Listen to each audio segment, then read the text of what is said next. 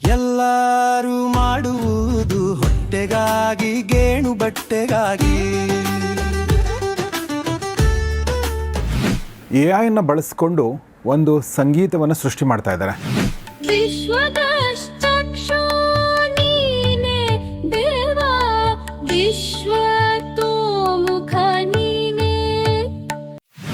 So ಅದು ಮಾಡಿದ್ದು ನಮಗೆ ತುಂಬ ಖುಷಿಯಾಗಿ ಅನಿಸ್ತು. 1-2 ಮಾಡಿದ್ದಾದಮೇಲೆ ಇದನ್ನು ಯಾಕೆ 1-2ಕ್ಕೆ ಬಿಡಬೇಕು, 1000 ಯಾಕೆ ಮಾಡಬಾರ್ದು, 10,000 ಯಾಕೆ ಮಾಡಬಾರ್ದು ಅನ್ನೋದು ಒಂದು ಪ್ರಶ್ನೆ ಬಂತು.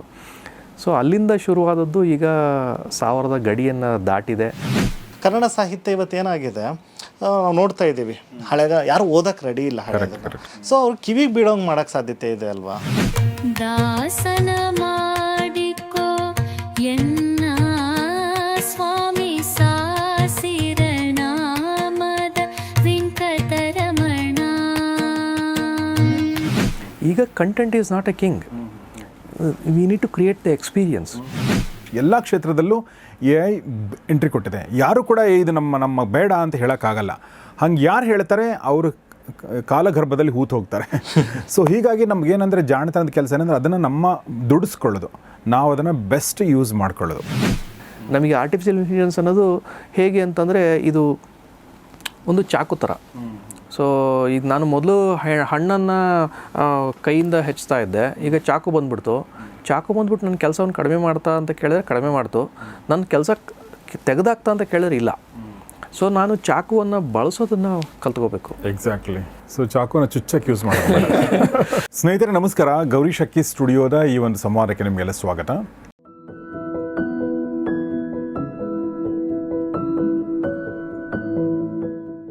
ಇವತ್ತಿನ ಸಂವಾದ ಭಾಳ ವಿಶೇಷ ಅಂತ ನನಗನ್ಸುತ್ತೆ. ಯಾಕೆಂದರೆ AI ನಮ್ಮ ಬದುಕನ್ನು ಹೇಗೆ ವ್ಯಾಪಿಸ್ತಾ ಇದೆ ನಿಮ್ಗೆ ಗೊತ್ತು. ಇತ್ತೀಚಿನ ದಿನಗಳಲ್ಲಿ, ಕೆಲವೇ ದಿನಗಳ ಹಿಂದೆ AI ನಾವು ಒಂದು ಹಾಡು ಗೌರಿ ಶಕ್ಕಿ ಸ್ಟುಡಿಯೋದಲ್ಲಿ ಸಂಚಾರಿ ಕಾರ್ಯಕ್ರಮಕ್ಕೆ ಒಂದು ಟೈಟಲ್ ಸಾಂಗ್ ನಾವು ಜನರೇಟ್ ಮಾಡಿದ್ವಿ. ಅದನ್ನು ನೀವು ನೋಡಿದ್ದೀರಾ, ತುಂಬ ಇಷ್ಟಪಟ್ಟಿದ್ದೀರಾ. ಜಗವ ಸುತ್ತುವ ಆಸೆ ಬೆಳೆಸೋಣ, ಹೊಸ ಅನುಭವಗಳ ಬುದ್ಧಿಯ ಕೊಟ್ಟೋಣ, ಅರಿಯದ ಊರುಗಳ ರಹಸ್ಯವ ತಿಳಿಯೋಣ, ಪ್ರಕೃತಿಯ ಮಡಿಲಲ್ಲಿ ಶಾಂತಿ ಪಡೆಯೋಣ. ಸಂಚಾರಿ ಸಂಚಾರಿ. ಈಗ ಇಡೀ ನಮ್ಮ ವಚನ ಸಾಹಿತ್ಯವನ್ನು, ನಮ್ಮ ದಾಸ ಸಾಹಿತ್ಯವನ್ನು ಮತ್ತು ನಮ್ಮ ಜನಪದ ಸಾಹಿತ್ಯವನ್ನು, ಈ ಎಲ್ಲ ಸಾಹಿತ್ಯವನ್ನು ಕೂಡ ಜನಸಾಮಾನ್ಯರಿಗೆ ತಲುಪಿಸುವ ನಿಟ್ಟಿನಲ್ಲಿ AI ಬಳಸಿಕೊಂಡು ಒಂದು ಸಂಗೀತವನ್ನು ಸೃಷ್ಟಿ ಮಾಡ್ತಾ ಇದ್ದಾರೆ. ಓಕೆ, ಒಂದು ಯೂಟ್ಯೂಬ್ ಚಾನಲ್ ಮೂಲಕ ಜನರಿಗೆ ತಲುಪಿಸುವಂಥ ಪ್ರಯತ್ನವನ್ನು ಮಾಡ್ತಾ ಇದ್ದಾರೆ. ಆ ಪ್ರಯತ್ನದ ಹಿಂದಿರುವಂಥ ಇಬ್ಬರು ವ್ಯಕ್ತಿಗಳು ನಮ್ಮೊಂದಿಗಿದ್ದಾರೆ. ಬನ್ನಿ ಅವ್ರನ್ನ ಪರಿಚಯ ಮಾಡ್ಕೊಳ್ಳೋಣ. ಮೊದಲನೇದಾಗಿ ನಮ್ಮೊಂದಿಗಿದ್ದಾರೆ ಪ್ರೊಫೆಸರ್ ಗಣೇಶ್ ದಾವಣಗೆರೆ ಅವರು. ಸರ್ ನಮಸ್ಕಾರ, ವೆಲ್ಕಮ್ ಟು. ನಮಸ್ತೆ. ನಮಸ್ತೆ. ಗಣೇಶ್ ಅವರು ಅಸೋಸಿಯೇಟ್ ಪ್ರೊಫೆಸರ್ ಏನಪ್ಪ ಯೂನಿವರ್ಸಿಟಿ ಆಫ್ ಮೂಡುಬಿದ್ರೆ ಇಂಜಿನಿಯರಿಂಗ್ ಕಾಲೇಜಲ್ಲಿ. ಓಕೆ, ಇಂಜಿನಿಯರಿಂಗ್ ಪ್ರೊಫೆಸರ್ ಅವರು ಒಂದು ಶಕ್ತಿ. ಆದರೆ ಇನ್ನೊಂದು ಶಕ್ತಿ ಇಲ್ಲಿ ನಮ್ಮ ಪಕ್ಕದಲ್ಲಿರುವಂಥವರು ಸೋಮಶೇಖರ್ ಹುಲ್ಮನಿ ಅಂತ. ಇವರು ಟಾಪರ್ IAS ಈ ಒಂದು ಅಕಾಡೆಮಿಯ ಫೌಂಡರ್ ಮತ್ತು CEO. ಸೋಮಶೇಖರ್ ಅವರು, ನಿಮಗೆ ಕೂಡ ಸ್ವಾಗತ. ನಮಸ್ಕಾರ. ಇವರ ಜೊತೆ ಮಾತಾಡೋಕ್ಕಿಂತ ಮುಂಚೆ ಒಂದಷ್ಟು ಗ್ಲಿಮ್ಸಸ್ ನೋಡಬೇಕಲ್ಲ ನಾವು. ಹೀಗಾಗಿ ಬನ್ನಿ ಒಂದಷ್ಟು ಹಾಡುಗಳನ್ನ ಕೇಳ್ಕೊಂಬರೋಣ.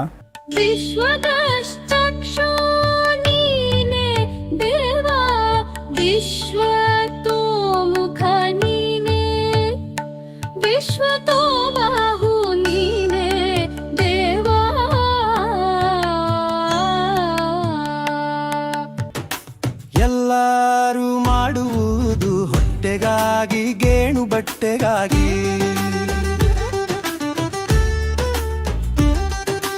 ವೇದಶಾಸ್ತ್ರ ಪಂಚಾಂಗವ ಓದಿಕೊಂಡು ಅನ್ಯರಿಗೆ ಬೋಧನೆಯ ಮಾಡುವುದು ಹೊಟ್ಟೆಗಾಗಿ, ಗೇಣು ಬಟ್ಟೆಗಾಗಿ.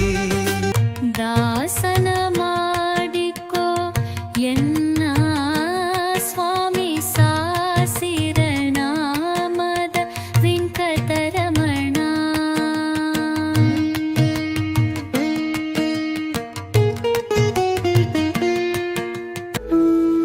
ಕಳಬೇಡ, ಕೊಲಬೇಡ, ಹುಸಿಯ ನುಡಿಯಲು ಬೇಡ, ನುಡಿಯಬೇಡ, ಅನ್ಯರಿಗೆ ಅಸಹ್ಯ ಪಡಬೇಡ.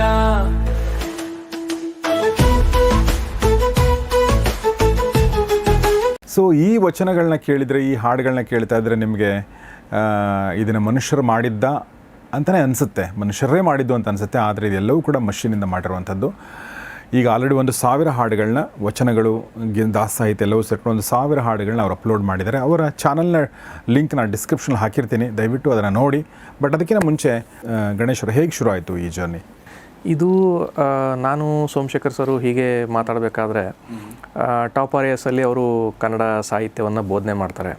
ಕನ್ನಡ ಸಾಹಿತ್ಯದಲ್ಲಿ ನಮ್ಮ 4ನೇ ಶತಮಾನದಿಂದ ಹಿಡಿದುಬಿಟ್ಟು 21ನೇ ಶತಮಾನದವರೆಗೂ ಕೂಡ ಸಮಗ್ರವಾದಂತಹ ಸಮೃದ್ಧವಾದಂತಹ ಒಂದು ಸಾಹಿತ್ಯ ಪರಂಪರೆ ಇದೆ. ಸೊ ಅದನ್ನು ಅವರು ಕಲಿಸ್ತಾರೆ. ಅದರೊಳಗಡೆಗೆ ಕಲಿಸ್ಬೇಕಾದ್ರೆ ಇದನ್ನು ನಾವು ಯಾಕೆ ಸ್ವಲ್ಪ ಸಂಗೀತಮಯವಾಗಿ ಕೇಳಿಸ್ಬಾರ್ದು, ಅವರಿಗೆ ಇನ್ನೂ ಸ್ವಲ್ಪ ಹೊಸ ಜನರಿಗೆ ಮುಟ್ಟುವಂತೆ ಹೇಗೆ ತೋರಿಸ್ಬೋದು ಅದನ್ನು ಅನ್ನೋದೊಂದು ಚರ್ಚೆ ನಡೀತಾ ಇತ್ತು. ನಡಿಬೇಕಾದ್ರೆ ಈಗ ಆರ್ಟಿಫಿಷಿಯಲ್ ಇಂಟೆಲಿಜೆನ್ಸು ಹೊಸ ಒಂದು ಲೋಕವನ್ನು ತೆರೆದಿಟ್ಟಿದೆ, ಹೊಸ ಅವಕಾಶಗಳನ್ನ ತೆರೆದಿಟ್ಟಿದೆ. ಇದನ್ನು ಯಾಕೆ ನಾವು AI ಮೂಲಕವಾಗಿ ಮ್ಯೂಸಿಕ್ಕು ಮತ್ತು ದೃಶ್ಯಗಳನ್ನ ಸಂಯೋಜನೆ ಮಾಡಬಾರ್ದು ಅನ್ನೋದೊಂದು ಚರ್ಚೆ ನಡೀತಾ ಇತ್ತು. ಸೊ ಒಂದು ಪ್ರಾಯೋಗಿಕವಾಗಿ ಸ್ಟಾರ್ಟ್ ಮಾಡೋಣ ಅಂತ ಮಾಡ್ಕೊಂಡ್ವಿ. ಸೊ ಅದು ಮಾಡಿದ್ದು ನಮಗೆ ತುಂಬ ಖುಷಿಯಾಗಿ ಅನಿಸ್ತು. 1-2 ಮಾಡಿದ್ದಾದಮೇಲೆ ಇದನ್ನು ಯಾಕೆ 1-2ಕ್ಕೆ ಬಿಡಬೇಕು, 1000 ಯಾಕೆ ಮಾಡಬಾರ್ದು, 10,000 ಯಾಕೆ ಮಾಡಬಾರ್ದು ಅನ್ನೋದು ಒಂದು ಪ್ರಶ್ನೆ ಬಂತು. ಸೊ ಅಲ್ಲಿಂದ ಶುರುವಾದದ್ದು ಈಗ 1000ದ ಗಡಿಯನ್ನು ದಾಟಿದೆ. ಹೊಸ ವೈವಿಧ್ಯವನ್ನು ಸೃಷ್ಟಿ ಮಾಡಿದ್ದೇವೆ. ಬಸವಣ್ಣನವರ ವಚನಗಳನ್ನ 1200 ಮಾಡಿದ್ದೇವೆ. ದಾಸ ಸಾಹಿತ್ಯದ ಕನಕದಾಸರು, ಪುರಂದರದಾಸರು, ಆಮೇಲೆ ಈವನ್ ಈ ಶಾಸನಗಳ ಪಠ್ಯಗಳನ್ನು ಕೂಡ ಮೊದಲನೇ ಬಾರಿಗೆ ಶಾಸನದ ಪಠ್ಯಗಳು, ಈ ಬಾದಾಮಿಯ ಶಾಸನ, ಕಪ್ಪೆಯರ ಭಟ್ಟನ ಶಾಸನ, ಆ ಬಂಡೆಗಲ್ಲಿನ ಶಾಸನದ ಪಠ್ಯವನ್ನು ಕೂಡ ನಾವು ಮ್ಯೂಸಿಕಲ್ ಮಾಡಿದ್ದೇವೆ. ಸೊ ಇದರ ಮೂಲಕವಾಗಿ ಜನಗಳಿಗೆ ಈ ಶಾಸನದ ಪಠ್ಯ ಕೂಡ ಜನರ ಕಿವಿ ಮೇಲೆ ಕೇಳ್ತಾ ನಮ್ಮ ಕನ್ನಡ ನಾಡಿನ ಸಂಸ್ಕೃತಿ, ಇತಿಹಾಸ, ಅದರ ಶ್ರೀಮಂತಿಕೆ ಇವೆಲ್ಲವೂ ಕೂಡ ಅವರಿಗೆ ಅತ್ಯಾಪ್ತವಾಗಿ ಮಾಡಲಿಕ್ಕೆ ಒಂದು ಪ್ರಯತ್ನವನ್ನು ಮಾಡ್ತಾ ಇದ್ದೇವೆ. Very nice. ಇದು ಭಾಳ ಖುಷಿ ಕೊಡುವಂಥ ಪ್ರಯತ್ನ.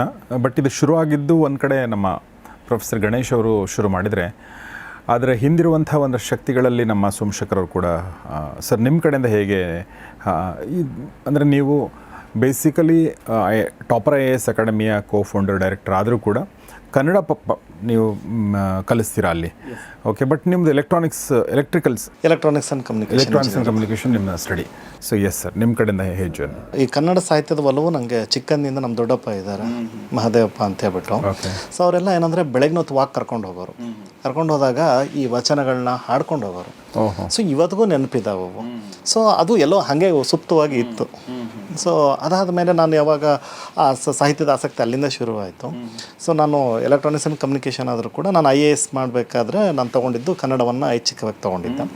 ಸೊ ಅದೇ ಆ ಒಂದು ಒಲವಿನಿಂದ ಕನ್ನಡ ಬೋಧನೆ ಕೂಡ ನಾನು ಮಾಡ್ತಾಯಿದ್ದೀನಿ ಟಾಪರ್ IAS ಅಲ್ಲೇ. ಸೊ ಈಗ ಅಲ್ಲಿ ಯಾಕಂದರೆ ಅಲ್ಲಿರೋದೇ ಮೇನು ವಚನಗಳು, ವಚನ ಸಾಹಿತ್ಯ, ದಾಸ ಸಾಹಿತ್ಯ. ಸೊ ಆಮೇಲೆ ಪಂಪ ಭಾರತ ಇರ್ಬೋದು, ಕುಮಾರವ್ಯಾಸ ಭಾರತ ಇರ್ಬೋದು. ಸೊ ಇಲ್ಲೇನಾಗುತ್ತೆ ಅಂತಂದರೆ ಆ ಕ್ಲಿಷ್ಟತೆಯಿಂದ ಏನು ಹಳೆಗನ್ನಡ ಅಂದ ತಕ್ಷಣ ಒಂದು ಸ್ವಲ್ಪ ಹಿಂದೇಟು ಹಾಕ್ತಾರೆ. ಸೊ ನನಗೆ ಯಾವಾಗಲೂ ನಾನು ಅದನ್ನು ಸಾಧ್ಯವಾದಷ್ಟು ಕ್ಲಾಸಲ್ಲಿ ಹಾಡೋಕ್ಕೆ ಪ್ರಯತ್ನ ಪಡ್ತೇನೆ. ಸೊ ಯಾವುದೋ ಎಲ್ಲವೂ ಹಾಡೋಕ್ಕೆ ಸಾಧ್ಯ ಇಲ್ಲ ನನಗೆ. ಯಾವ ಥರ ಒಂದು ಹಾಡ್ಬೋದಾ ನಮ್ಮ ಎದುರು ಕಡೆ? ಅಂದರೆ ಈಗ ಪಂಪ ಭಾರತದಲ್ಲಿ ದುಶಾಸನ ವಧಾ ಸಂದರ್ಭದಲ್ಲಿ ಪಂಪ ಭಾರತದಲ್ಲಿ ಒಂದು ಪದ್ಯ ಬರುತ್ತೆ. ಓಕೆ. ಸೊ ಆ ದ್ರೌಪದಿಯ ಮುಡಿಯನ್ನು ನಾವು ಯಾಕಂದರೆ ಕುಮಾರವ್ಯಾಸ ಭಾರತದಲ್ಲಿ ಅದನ್ನು ಶ್ರೀಮುಡಿಯಾಗಿ ತೋರಿಸ್ತಾರೆ. ಅದು ತುಂಬ ಮಂಗಳವಾದಂಥದ್ದು. ಬಟ್ ಆದರೆ ಪಂಪ ಭಾರತದಲ್ಲಿ ಅದನ್ನು ತುಂಬ ರೌದ್ರ ಭಯಾನಕವಾಗಿ ತೋರಿಸ್ತಾರೆ. ಸೊ ಅದು ಎಷ್ಟರ ಮಟ್ಟಿಗೆ ಅದು ಎಲ್ಲರ ನಾಶಕ್ಕೆ ಕಾರಣ ಆಯಿತು. ಓಕೆ. ಸೊ ಅದನ್ನಲ್ಲಿ ಹೇಳ್ತಾ ಹೋಗ್ತಾರೆ, ಇದರೋಳ್ ಶ್ವೇತಾ ತಪತ್ತು ಸ್ಥಗಿತ ದಶದಿಶಾಮಂಡಲಂ. ಸೊ ಅಂದರೆ ಈ ಒಂದು ಮುಡಿನಲ್ಲಿ ಇರುವಂತಹ ಎಲ್ಲ ಅಂದರೆ 10 ದಿಕ್ಕುಗಳಲ್ಲಿರುವಂತಹ ಎಲ್ಲ ರಾಜ ಮಹಾರಾಜರು ಎಲ್ಲರೂ ಇದರಲ್ಲೇ ಅಡ್ಕೊಂಡಿದ್ದಾರೆ. ಅಂದರೆ ಅವರ ಭವಿಷ್ಯ ನಿರ್ಧಾರ ಮಾಡುವಂಥ ಮುಡಿ ಇದು. ಕರೆಕ್ಟ್. ಓಕೆ. ಇದರೋಳ್ ಶ್ವೇತಾತ ಪತ್ರ ಸ್ಥಗಿತ ದಶ ದಿಶಾಮಂಡಲಂ ಪುದುದಳ್ಕಾಡಿ ತಡಂಗಿತ್ ಅದರೊಳೆ ಕುರು ರಾಜಾನ್ಮಯಂ ಮತ್ ಪ್ರತಾಪಕ್ಕಿದರಿಂದ ನೋಡ ಉಗುರುದಿದುವೆ ಮಹಾಭಾರತಕ್ಕಾದಿಯಾಯಿತು ನೋಡ. ಸೊ ಈ ರೀತಿಯಾಗಿ ಆ ಒಂದು ಪದ್ಯ ಅಂದರೆ ಅದನ್ನು ಹೇಳೋ ರೀತಿಯಲ್ಲಿ ಆ್ಯಕ್ಚುಲಿ ನಮ್ಮ ಗುರುಗಳು ಸಾಶಿ ಮರಳಯ್ಯ ಸರ್ ತುಂಬ ಚೆನ್ನಾಗಿ ಅದನ್ನು ಹೇಳ್ತಾಯಿದ್ರು. ಸೊ ಅದನ್ನು ಹೇಳಬೇಕಾದ್ರೆ ಆದರೆ ಒಂದು ಸ್ವಲ್ಪ ಅವ್ರಿಗೆ ಸರ್ ಚೆನ್ನಾಗಿದೆ ಸರ್, ಇನ್ನೊಂದು ಸರಿ ಹೇಳಿ ಸರ್ ಅಂತ. ಸೊ ಒಂದು ಪದ್ಯ ಹೇಳೋಕ್ಕಾಗತ್ತೆ, 2 ಪದ್ಯ ನಾನು ಕಲಿತು ಹೇಳಬಹುದು. ಓಕೆ. ಆದರೆ ಸೊ ಯಾವಾಗ ಅದು ತಲೆಯಲ್ಲಿ ಇರ್ತದೇ ಇತ್ತು. ಹಾಗಾದ್ರೆ ಇವ್ರಿಗೆ ಇಂಟ್ರೆಸ್ಟಿಂಗ್ ಮಾಡೋದು ಹೇಗೆ, ನಾನು ಏನು ಮಾಡ್ತಾಯಿದ್ದೆ, ಕ್ಲಾಸ್ ಮಧ್ಯದಲ್ಲಿ ಅಥವಾ ಸ್ಟಾರ್ಟಿಂಗಲ್ಲಿ ಒಂದೆರಡು ಕನಕದಾಸರದು ಅಥವಾ ಇವ್ರದ್ದು ಪದ್ಯಗಳನ್ನ ಸ್ವಲ್ಪ ಪ್ಲೇ ಮಾಡಿ ಅದು ಹೇಗಿದೆ ನೋಡಿ, ಸೊ ಇಂಟ್ರೆಸ್ಟ್ ಬರುತ್ತಲ್ವ ಅಂತ. ಸೊ ಯಾವಾಗ ನಮಗಿದು ಆರ್ಟಿಫಿಷಿಯಲ್ ಇಂಟೆಲಿಜೆನ್ಸ್ ಅನ್ನೋದು ಒಂದು ಕೈಗೆ ಸಿಕ್ತು, ಸೊ ಒಂದೆರಡು ಪದ್ಯ ಯಾಕೆ ಇಡೀ ಸಾಹಿತ್ಯವನ್ನೇ ಮಾಡಿಬಿಡ್ಬೋದಲ್ಲ ಅನ್ನೋ ಒಂದು ಆಲೋಚನೆ ಬಂತು. ಸೊ ಅದಕ್ಕೆ ನಮ್ಮ ಇನ್ನೊಬ್ಬರು ತೇಜಸ್ ಜೈನ್ ಅಂತ ಕೋ-ಫೌಂಡರು ಇವಾಗ ಅಮೇರಿಕದಲ್ಲಿದ್ದಾರೆ, ಅವರಾಗಿರ್ಬೋದು, ಆಮೇಲೆ ಗಣೇಶ್ ಅವರು. ಸೊ ಹಿಂಗೆ ಇದನ್ನು ಒಂದು ಅವಕಾಶ ಸಿಕ್ಕಿದೆ. ಸೊ ಯಾಕೆ ಕನ್ನಡ ಸಾಹಿತ್ಯ ಇವತ್ತು ಏನಾಗಿದೆ ನಾವು ನೋಡ್ತಾ ಇದ್ದೀವಿ, ಹಳೆದ ಯಾರು ಓದಕ್ಕೆ ರೆಡಿ ಇಲ್ಲ ಹಳೆದನ್ನು. ಸೊ ಅವ್ರು ಕಿವಿಗೆ ಬೀಳೋಂಗೆ ಮಾಡೋಕ್ಕೆ ಸಾಧ್ಯತೆ ಇದೆ ಅಲ್ವಾ. ಸೊ ಒಂದು ನಮ್ಮ ಗೆಳೆಯರ ಬಳಗದಲ್ಲಿ ಈ ಒಂದು ಚರ್ಚೆ ನಡೆದಾಗ ಸೊ ಯಾಕೆ ಇದನ್ನು ನಾವು ಮಾಡಬಾರ್ದು, ಮೂಲೆ ಮೂಲೆಗೂ ಮುಟ್ಟಿಸ್ಬೋದಲ್ವಾ. ಮತ್ತು ಟಾಪರ್ ಎಸ್ಸಲ್ಲಿಗೆ ನಾವೀಗ ಕನ್ನಡ ಮೀಡಿಯಂ ಹುಡುಗರಿಗೆ ನಾಟ್ ಓನ್ಲಿ ಸಾಹಿತ್ಯದ ಅಷ್ಟೇ ಅಲ್ಲ, ಈಗ ಟೆಕ್ನಿಕಲ್ ಸಬ್ಜೆಕ್ಟ್ಸ್ ಅಂದರೆ ಪಾಲಿಟಿ ಇರ್ಬೋದು, ಹಿಸ್ಟ್ರಿ ಇರ್ಬೋದು, ಬೋರಿಂಗ್ ಅನ್ಕೋತಾರೆ. ಅದನ್ನು ಕೂಡ ಮುಂದೆ ಪ್ಲ್ಯಾನ್ ಮಾಡಿಬಿಟ್ಟು ಅವ್ರಿಗೆ ಹಾಡಿನ ಮುಖಾಂತರನೇ ಯಾಕೆ ಕಲಿಸ್ಬಾರ್ದು. ಸೊ ಹೀಗೆ ಒಂದು ಶುರು ಆಯಿತು. ಸೊ ಅದು ಬೇರೆಯವರು ಸಪೋರ್ಟ್ ಮಾಡೋಕ್ಕೆ ಶುರು ಮಾಡಿದ್ರು. ಓಕೆ, ಚೆನ್ನಾಗಿ ಬರ್ತಾ ಇದೆ. ಸೊ ಮತ್ತು ಇದಕ್ಕೆ ಸಿ ಸೋಮಶೇಖರ್ ಸರ್ ಕೂಡ ತಮ್ಮ ಬೆಂಬಲವನ್ನು ಕೊಟ್ಟರು, ಕಡಿ ಪ್ರಾಧಿಕಾರದ ಅಧ್ಯಕ್ಷರು. ಹೌದು. ಸೊ ಅವರು ಸಾಹಿತ್ಯದಲ್ಲಿ ತುಂಬ ಕೃಷಿ ಮಾಡಿರೋದ್ರಿಂದ ಸೊ ಅವರು ಹೇಳಿದೆ, ಇದು ಚೆನ್ನಾಗಿದೆ, ನೀವು ಮಾಡಿದ್ದೀರಿ. ಸೊ ಅವ್ರು ಸಜೆಷನ್ ಕೂಡ ಕೊಟ್ಟಿದ್ದವ್ರೇ, ಒಂದಕ್ಕೆ ಮಾತ್ರ ಸೀಮಿತ ಮಾಡೋದು ಬೇಡ, ಇದನ್ನು ಎಲ್ಲವನ್ನೂ ತಗೊಳ್ಳಿ. ದಾಸ ಸಾಹಿತ್ಯ ತಗೊಳ್ತೀರಾ, ವಚನ ಸಾಹಿತ್ಯ ತಗೊಳ್ತೀರಾ, ಅಥವಾ ಸರ್ವಜ್ಞನ ತ್ರಿಪದಿಗಳನ್ನೇ ತಗೊಳ್ತೀರಾ, ಅಥವಾ ಮುಂದೆ ಹೋದ್ರು ತಮಿಳ್ ಸಾಹಿತ್ಯವನ್ನು ತಗೊಳ್ತೀರಾ, ತೆಲುಗು ಸಾಹಿತ್ಯ ತಗೊಳ್ತೀರಾ. ಸೊ ಹೀಗೆ ಎಲ್ಲವನ್ನು ಎಕ್ಸ್ಪೆಂಡ್ ಮಾಡ್ಕೊಂಡು ಹೋಗ್ಬೋದು. ಸೊ ಮಾಡಿ ಅಂತ ಹೇಳ್ಬಿಟ್ಟು ಸಪೋರ್ಟ್ ಕೊಟ್ಟರು. ಸೊ ಹೀಗೆ ಒಂದು ಬ್ರಾಡರ್ ಇದರಲ್ಲಿ ಶುರುವಾಯಿತು. ಈಗ ನೋಡಿ, ಯಾವುದೇ ಈ ಥರದ ಕೆಲಸ ಮಾಡಬೇಕಾದ್ರೆ ಒಂದು ಆಸಕ್ತಿ ಅನ್ನೋದು ಬೇಕಾಗುತ್ತೆ. ಆಸಕ್ತಿ ಈಗ ಇಬ್ರಿಗೂ ಸಾಹಿತ್ಯದಲ್ಲಿ ಆಸಕ್ತಿ ಇರೋದು ಒಂದು ಕಾಮನ್ ಫ್ಯಾಕ್ಟ್ರು, ಅದು ಶುರು ಆಯಿತು. ಬಟ್ AI ಜನ್ರೇಟ್ ಮಾಡಬೇಕು ಅಂತಂದರೆ ಅದಕ್ಕೆ ಟೆಕ್ನಿಕಲ್ ನಾಲೆಜ್ ಬೇಕಾಗುತ್ತೆ. ಅಂದರೆ ಟೆಕ್ನಿಕಲ್ ಅಂದರೆ ಆ ಥರ ದೊಡ್ಡ ಟೆಕ್ನಿಕಲ್ ನಾಲೆಜ್ ಅಲ್ಲ, ಬಟ್ ಒಂದಷ್ಟು ಬೇಸಿಕ್ಸ್ ನಿಮ್ಗೆ ಗೊತ್ತಿರಬೇಕಾಗತ್ತೆ. ಸೊ ಅದು ನಿಮ್ಮ ಟೆಕ್ನಿಕಲ್ ಬ್ಯಾಕ್ಗ್ರೌಂಡ್ ಕೂಡ ಸ್ವಲ್ಪ ಹೆಲ್ಪ್ ಆಗಿರ್ಬೋದು ನೀವಿಬ್ಬರಿಗೂ ಕೂಡ. ಬಟ್ ಶುರು ಮಾಡಿದ ಒಂದು ಜರ್ನಿ ಅಂದರೆ ನಾನು ಹೇಳ್ತಾ ಇರೋದು ಟೆಕ್ನಿಕಲ್ ಆಗಿ, ನಾನು ಹೇಳಿದ ಚಾಟ್ GPT-ನೋ, ಸುನೋನೋ, ಸೋರಾನೋ ಈ ಥರ ನೀವೇನು ಯೂಸ್ ಮಾಡ್ಕೊಂಡು ಶುರು ಮಾಡಿದ್ರಿ, ಆ ಒಂದು ಪ್ರೊಸೆಸ್ ಬಗ್ಗೆ ಹೇಳಿ, ಅದು ಹೇಗೆ ಬದಲಾಗ್ತಾ ಹೋಯಿತು ಅದ್ರ ಬಗ್ಗೆ ಹೇಳ್ಬೋದಾ ಪ್ರೊಫೆಸರ್ ಗಣೇಶರು? ನಾವು ಈಗ ಇದರಲ್ಲಿ ತುಂಬ ಸಾಫ್ಟ್ವೇರ್ಗಳನ್ನ ಬಳಸ್ತಾ ಹೋಗಿದ್ದೇವೆ, ಬೇರೆ ಬೇರೆ ತಂತ್ರಾಂಶಗಳನ್ನ ಬಳಸ್ತಾ ಹೋಗಿದ್ದೇವೆ. ಚಾಟ್ GPT ಆಗಿರ್ಬೋದು ಅಥವಾ ಕಸ್ಟಮ್ GPT ಆಗಿರ್ಬೋದು, ನಮಗೋಸ್ಕರ ಪದ್ಯಗಳನ್ನು ಫಾರ್ಮ್ಯಾಟ್ ಮಾಡಲಿಕ್ಕೆ ನಾವೇ ಒಂದು ಕಸ್ಟಮ್ GPT-ಯನ್ನು ಕೂಡ ಡೆವಲಪ್ ಮಾಡ್ಕೊಂಡ್ವಿ. ಯಾಕಂದರೆ ಪ್ರತಿಯೊಂದಕ್ಕೂ ಕೂಡ ಬೇರೆ ಬೇರೆ ರೀತಿಯಾದಂತಹ ಪ್ರಾಂಪ್ಟ್ಗಳನ್ನ ಜನ್ರೇಟ್ ಮಾಡಬೇಕಾಗ್ತದೆ. ಪ್ರಾಂಪ್ಟ್ ಅಂದರೆ ಈ ಸಾಫ್ಟ್ವೇರಿಗೆ ಕೊಡ್ತಕ್ಕಂತಹ ಆದೇಶ. ಸೊ ಆ ಆದೇಶಗಳ ಸ್ವರೂಪ ಕೂಡ ಬೇರೆ ಬೇರೆ ಆಗಬೇಕಾಗ್ತದೆ. ದಾಸ ಸಾಹಿತ್ಯಕ್ಕೆ ಬೇರೆ ಆಗಬೇಕಾಗ್ತದೆ, ಪಂಪ ಭಾರತಕ್ಕೆ ಬೇರೆ ಆಗಬೇಕಾಗ್ತದೆ. ಆಮೇಲೆ ಅದರಲ್ಲಿರುವ ಒಳಹೂರಣದ ಒಂದು ನೆಲೆಗಟ್ಟಿನ ಮೇಲೆ ಇದು ಮತ್ತೆ ಬದಲಾಗಬೇಕಾಗ್ತದೆ.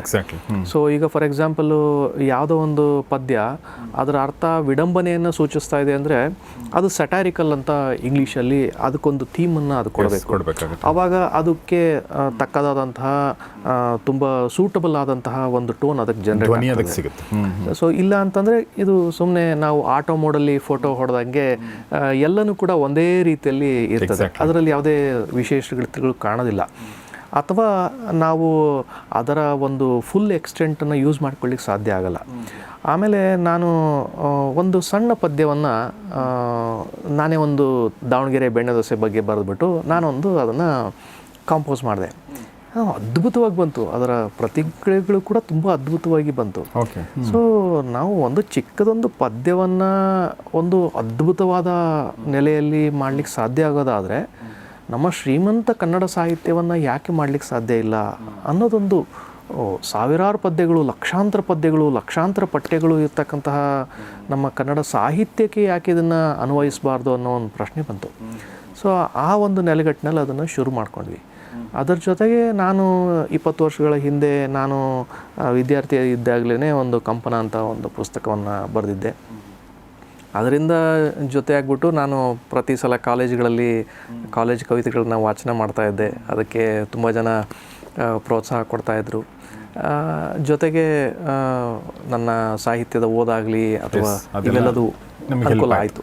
ನೋಡಿ ನಾವು ಒಂದು ಮಾತಿದೆ ಕನ್ನಡ ಸಾಹಿತ್ಯದಲ್ಲಿ, ಅಂದರೆ ಇಂಗ್ಲೀಷ್ ಸಾಹಿತ್ಯ ಬೋಧನೆ ಮಾಡೋರೆಲ್ಲ ಕನ್ನಡ ಸಾಹಿತ್ಯ ಬರೀತಾರೆ ಅಂಥೇಳಿ. ನಮ್ಮ ಈ ಗಿರಡ್ಡಿ ಗೋವಿಂದರಾಜು, ನಮ್ಮ ಚಂಪಾ ಸರ್ ಇರ್ಬೋದು, ಅಥವಾ ತುಂಬ ಜನ ಇಲ್ಲಿ ಬೆಂಗಳೂರಲ್ಲೂ ಕೂಡ ಎಲ್ಲ ಇಂಗ್ಲೀಷ್, ಲಂಕೇಶ್ ಇರ್ಬೋದು, ಇಂಗ್ಲೀಷ್ ಬೋಧನೆ ಮತ್ತು ಕನ್ನಡ ಸಾಹಿತ್ಯ. ಆ ಥರ ಈಗ ಹೆಂಗಿದೆ ಅಂದರೆ ಟೆಕ್ನಿಕಲ್ ಆಗಿ ಬೋಧನೆ ಮಾಡುವಂಥವರೆಲ್ಲ ಈ ಕನ್ನಡ ಸಾಹಿತ್ಯದಲ್ಲಿ ಕನ್ನಡ ಸಾಹಿತ್ಯಕ್ಕೆ ಕೊಡುಗೆ ಕೊಡ್ತಾ ಇದ್ದಾರೆ. ಸೊ ಆ ಕೊಡುಗೆ ಈ ಥರ ಈಗ ಟೆಕ್ನಿಕಲ್ ಬಳಸ್ಕೊಂಡು, ಅಂದರೆ ಟೆಕ್ನಾಲಜಿ ಬಳಸ್ಕೊಂಡು ಮಾಡುವಂಥದ್ದು. ಇಲ್ಲಿ ಏನಂದರೆ ಓಕೆ, ನೀವು ಶುರು ಮಾಡಿದ್ದು ನನಗೆ ಗೊತ್ತಾಯ್ತು ಹೇಗೆ ನೀವು ಶುರು ಮಾಡಿದ್ರಿ ಅಂಥೇಳಿ. ಬಟ್ ಹಿಕಪ್ಸ್ ಬರ್ತಾವೆ, ಯಾವುದೇ ಕೆಲಸ ಶುರು ಮಾಡಬೇಕಾದ್ರೂ ಕೂಡ ಒಂದು ಅಡೆತಡೆಗಳು ಬರ್ತವೆ, ಒಂದಷ್ಟು ನೀವು ಅಂದ್ಕೊಂಡದ್ದು ಆಗಲ್ಲ. ಆ ಥರದ್ದು ಏನಾದರೂ ಅನುಭವಿಸಿದ್ದು ಇಬ್ಬರು ನೀವು ಹೇಳ್ಬೋದು ಇದನ್ನು. ಸರ್ ಏನಂದರೆ ಹಿಕಪ್ಸ್ ಅಂತಂದರೆ ಈಗ ಇದು ಒಬ್ಬರು ಮಾಡೋಂಥ ಕೆಲಸ ಆಗಿಲ್ಲ ಆ್ಯಕ್ಚುಲಿ. ಅದು ಭಾಳ ನಾವೀಗ ಏನೋ ಕಮರ್ಷಿಯಲ್ ಆಸ್ಪೆಕ್ಟಲ್ಲಿ ಇಟ್ಕೊಂಡ್ರೆ ನಾವು ಅದರಿಂದ ಎಕ್ಸ್ಪೆಕ್ಟೇಷನ್ ಇರುತ್ತೆ, ಪೇ ಮಾಡ್ಕೊಂಡು ಮಾಡ್ಬೋದು. ಆವಾಗ ನಾನು ಹೇಳಿದೆ ಗಣೇಶ್ ಅವ್ರಿಗೆ ಹೆಂಗೆ ಮಾಡೋದು ಅಂತ. ನಾನು ಇಂಟ್ರೆಸ್ಟೆಡ್ ಇರೋಂಥ ಹುಡುಗರಿಗೆ ಕೇಳ್ತೀನಿ, ವಿದ್ಯಾರ್ಥಿಗಳಿಗೆ ಕೇಳ್ತೀನಿ ಅಂದರು. ಸೊ ಹಾಗೆ ಟಾಪರ್ ರೈಸಲ್ಲಿ ನಾವು ಕೂಡ ಕೇಳಿದ್ವಿ. ಸೊ ಕೆಲವೊಬ್ಬರು ಸರ್ ಸಂಗೀತದಲ್ಲಿ ಆಸಕ್ತಿ ಇದೆ ನನಗೆ, ನಾನು ಹಿಂದೂಸ್ತಾನಿ ಕಲ್ತಿದ್ದೀನಿ, ನಾನು ಇದು ಕಲ್ತಿದ್ದೀನಿ, ನನಗೂ ಸ್ವಲ್ಪ ಮಾಡ್ಬೋದು, ಬಟ್ ನಮಗೆ ಟೆಕ್ನಿಕಲಿ ಗೊತ್ತಿಲ್ಲ. ಅದೇನು ತೊಂದರೆ ಇಲ್ಲ, ನಾವು ಹೇಳ್ಕೊಡ್ತೀವಿ, ಸೊ ಮಾಡಿ ಅಂತ.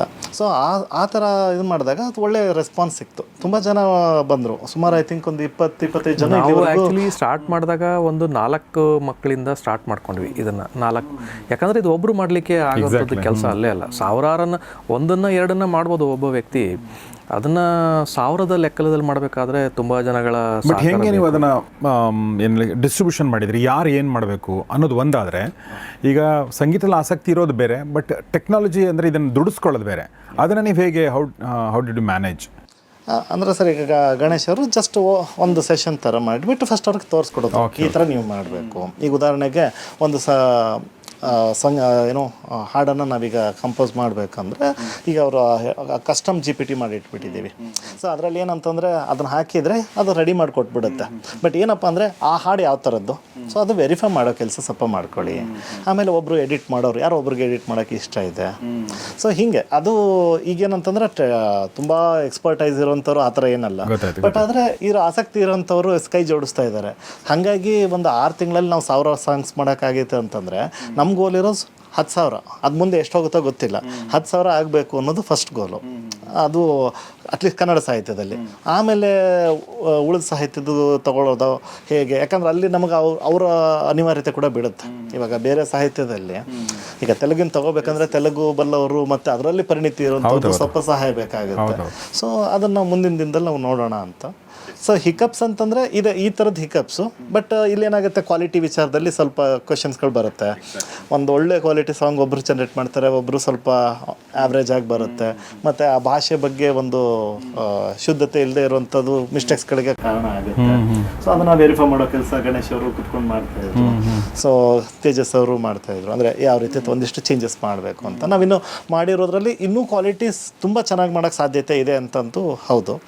ಸೊ ಅದನ್ನು ಮುಂದಿನ ದಿನದಲ್ಲಿ ನಾವು ಪ್ರಯತ್ನ ಪಡ್ತೀವಿ. ಎಸ್ ಗಣೇಶ್, ತಾವೇನು ಹೇಳಕ್ಕೆ ಇಷ್ಟಪಡ್ತೀರಾ? ನಾವು ಇದನ್ನು ಸ್ಟಾರ್ಟ್ ಮಾಡಿದಾಗ 4 ವಿದ್ಯಾರ್ಥಿನಿಂದ ಸ್ಟಾರ್ಟ್ ಮಾಡ್ಕೊಂಡ್ವಿ.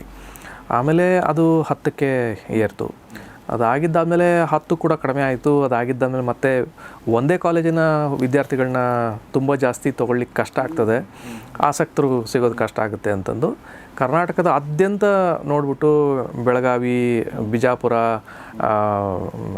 ಬೆಂಗಳೂರು, ದಾವಣಗೆರೆ ಈ ಥರ ಬೇರೆ ಬೇರೆ ಊರುಗಳಲ್ಲೆಲ್ಲ ಏನು ನಮ್ಮ ಸ್ನೇಹಿತರು ಪ್ರಾಧ್ಯಾಪಕರು ಇರ್ತಾರೆ, ನಮಗೆ ಪರಿಚಯ ಇರ್ತಕ್ಕಂಥ ವಿದ್ಯಾರ್ಥಿಗಳಿರ್ತಾರೆ, ಅವರನ್ನೆಲ್ಲ ಸೇರಿಸ್ಕೊಂಬಿಟ್ಟು ಈಗ 30 ಜನರ ಒಂದು ತಂಡವನ್ನು ಮಾಡ್ಕೊಂಡಿದ್ದೇವೆ. 6 ಎಂಜಿನಿಯರಿಂಗ್ ಕಾಲೇಜಿನ ಮಕ್ಕಳು ಇದರಲ್ಲಿ ಇದಕ್ಕೆ ಒಂದು ಕೊಡುಗೆಯನ್ನು ಕೊಟ್ಟಿದ್ದಾರೆ. ನಮಗೆ ತುಂಬ ಖುಷಿಯಾಗುತ್ತೆ ಇದನ್ನು ಹೇಳಲಿಕ್ಕೆ.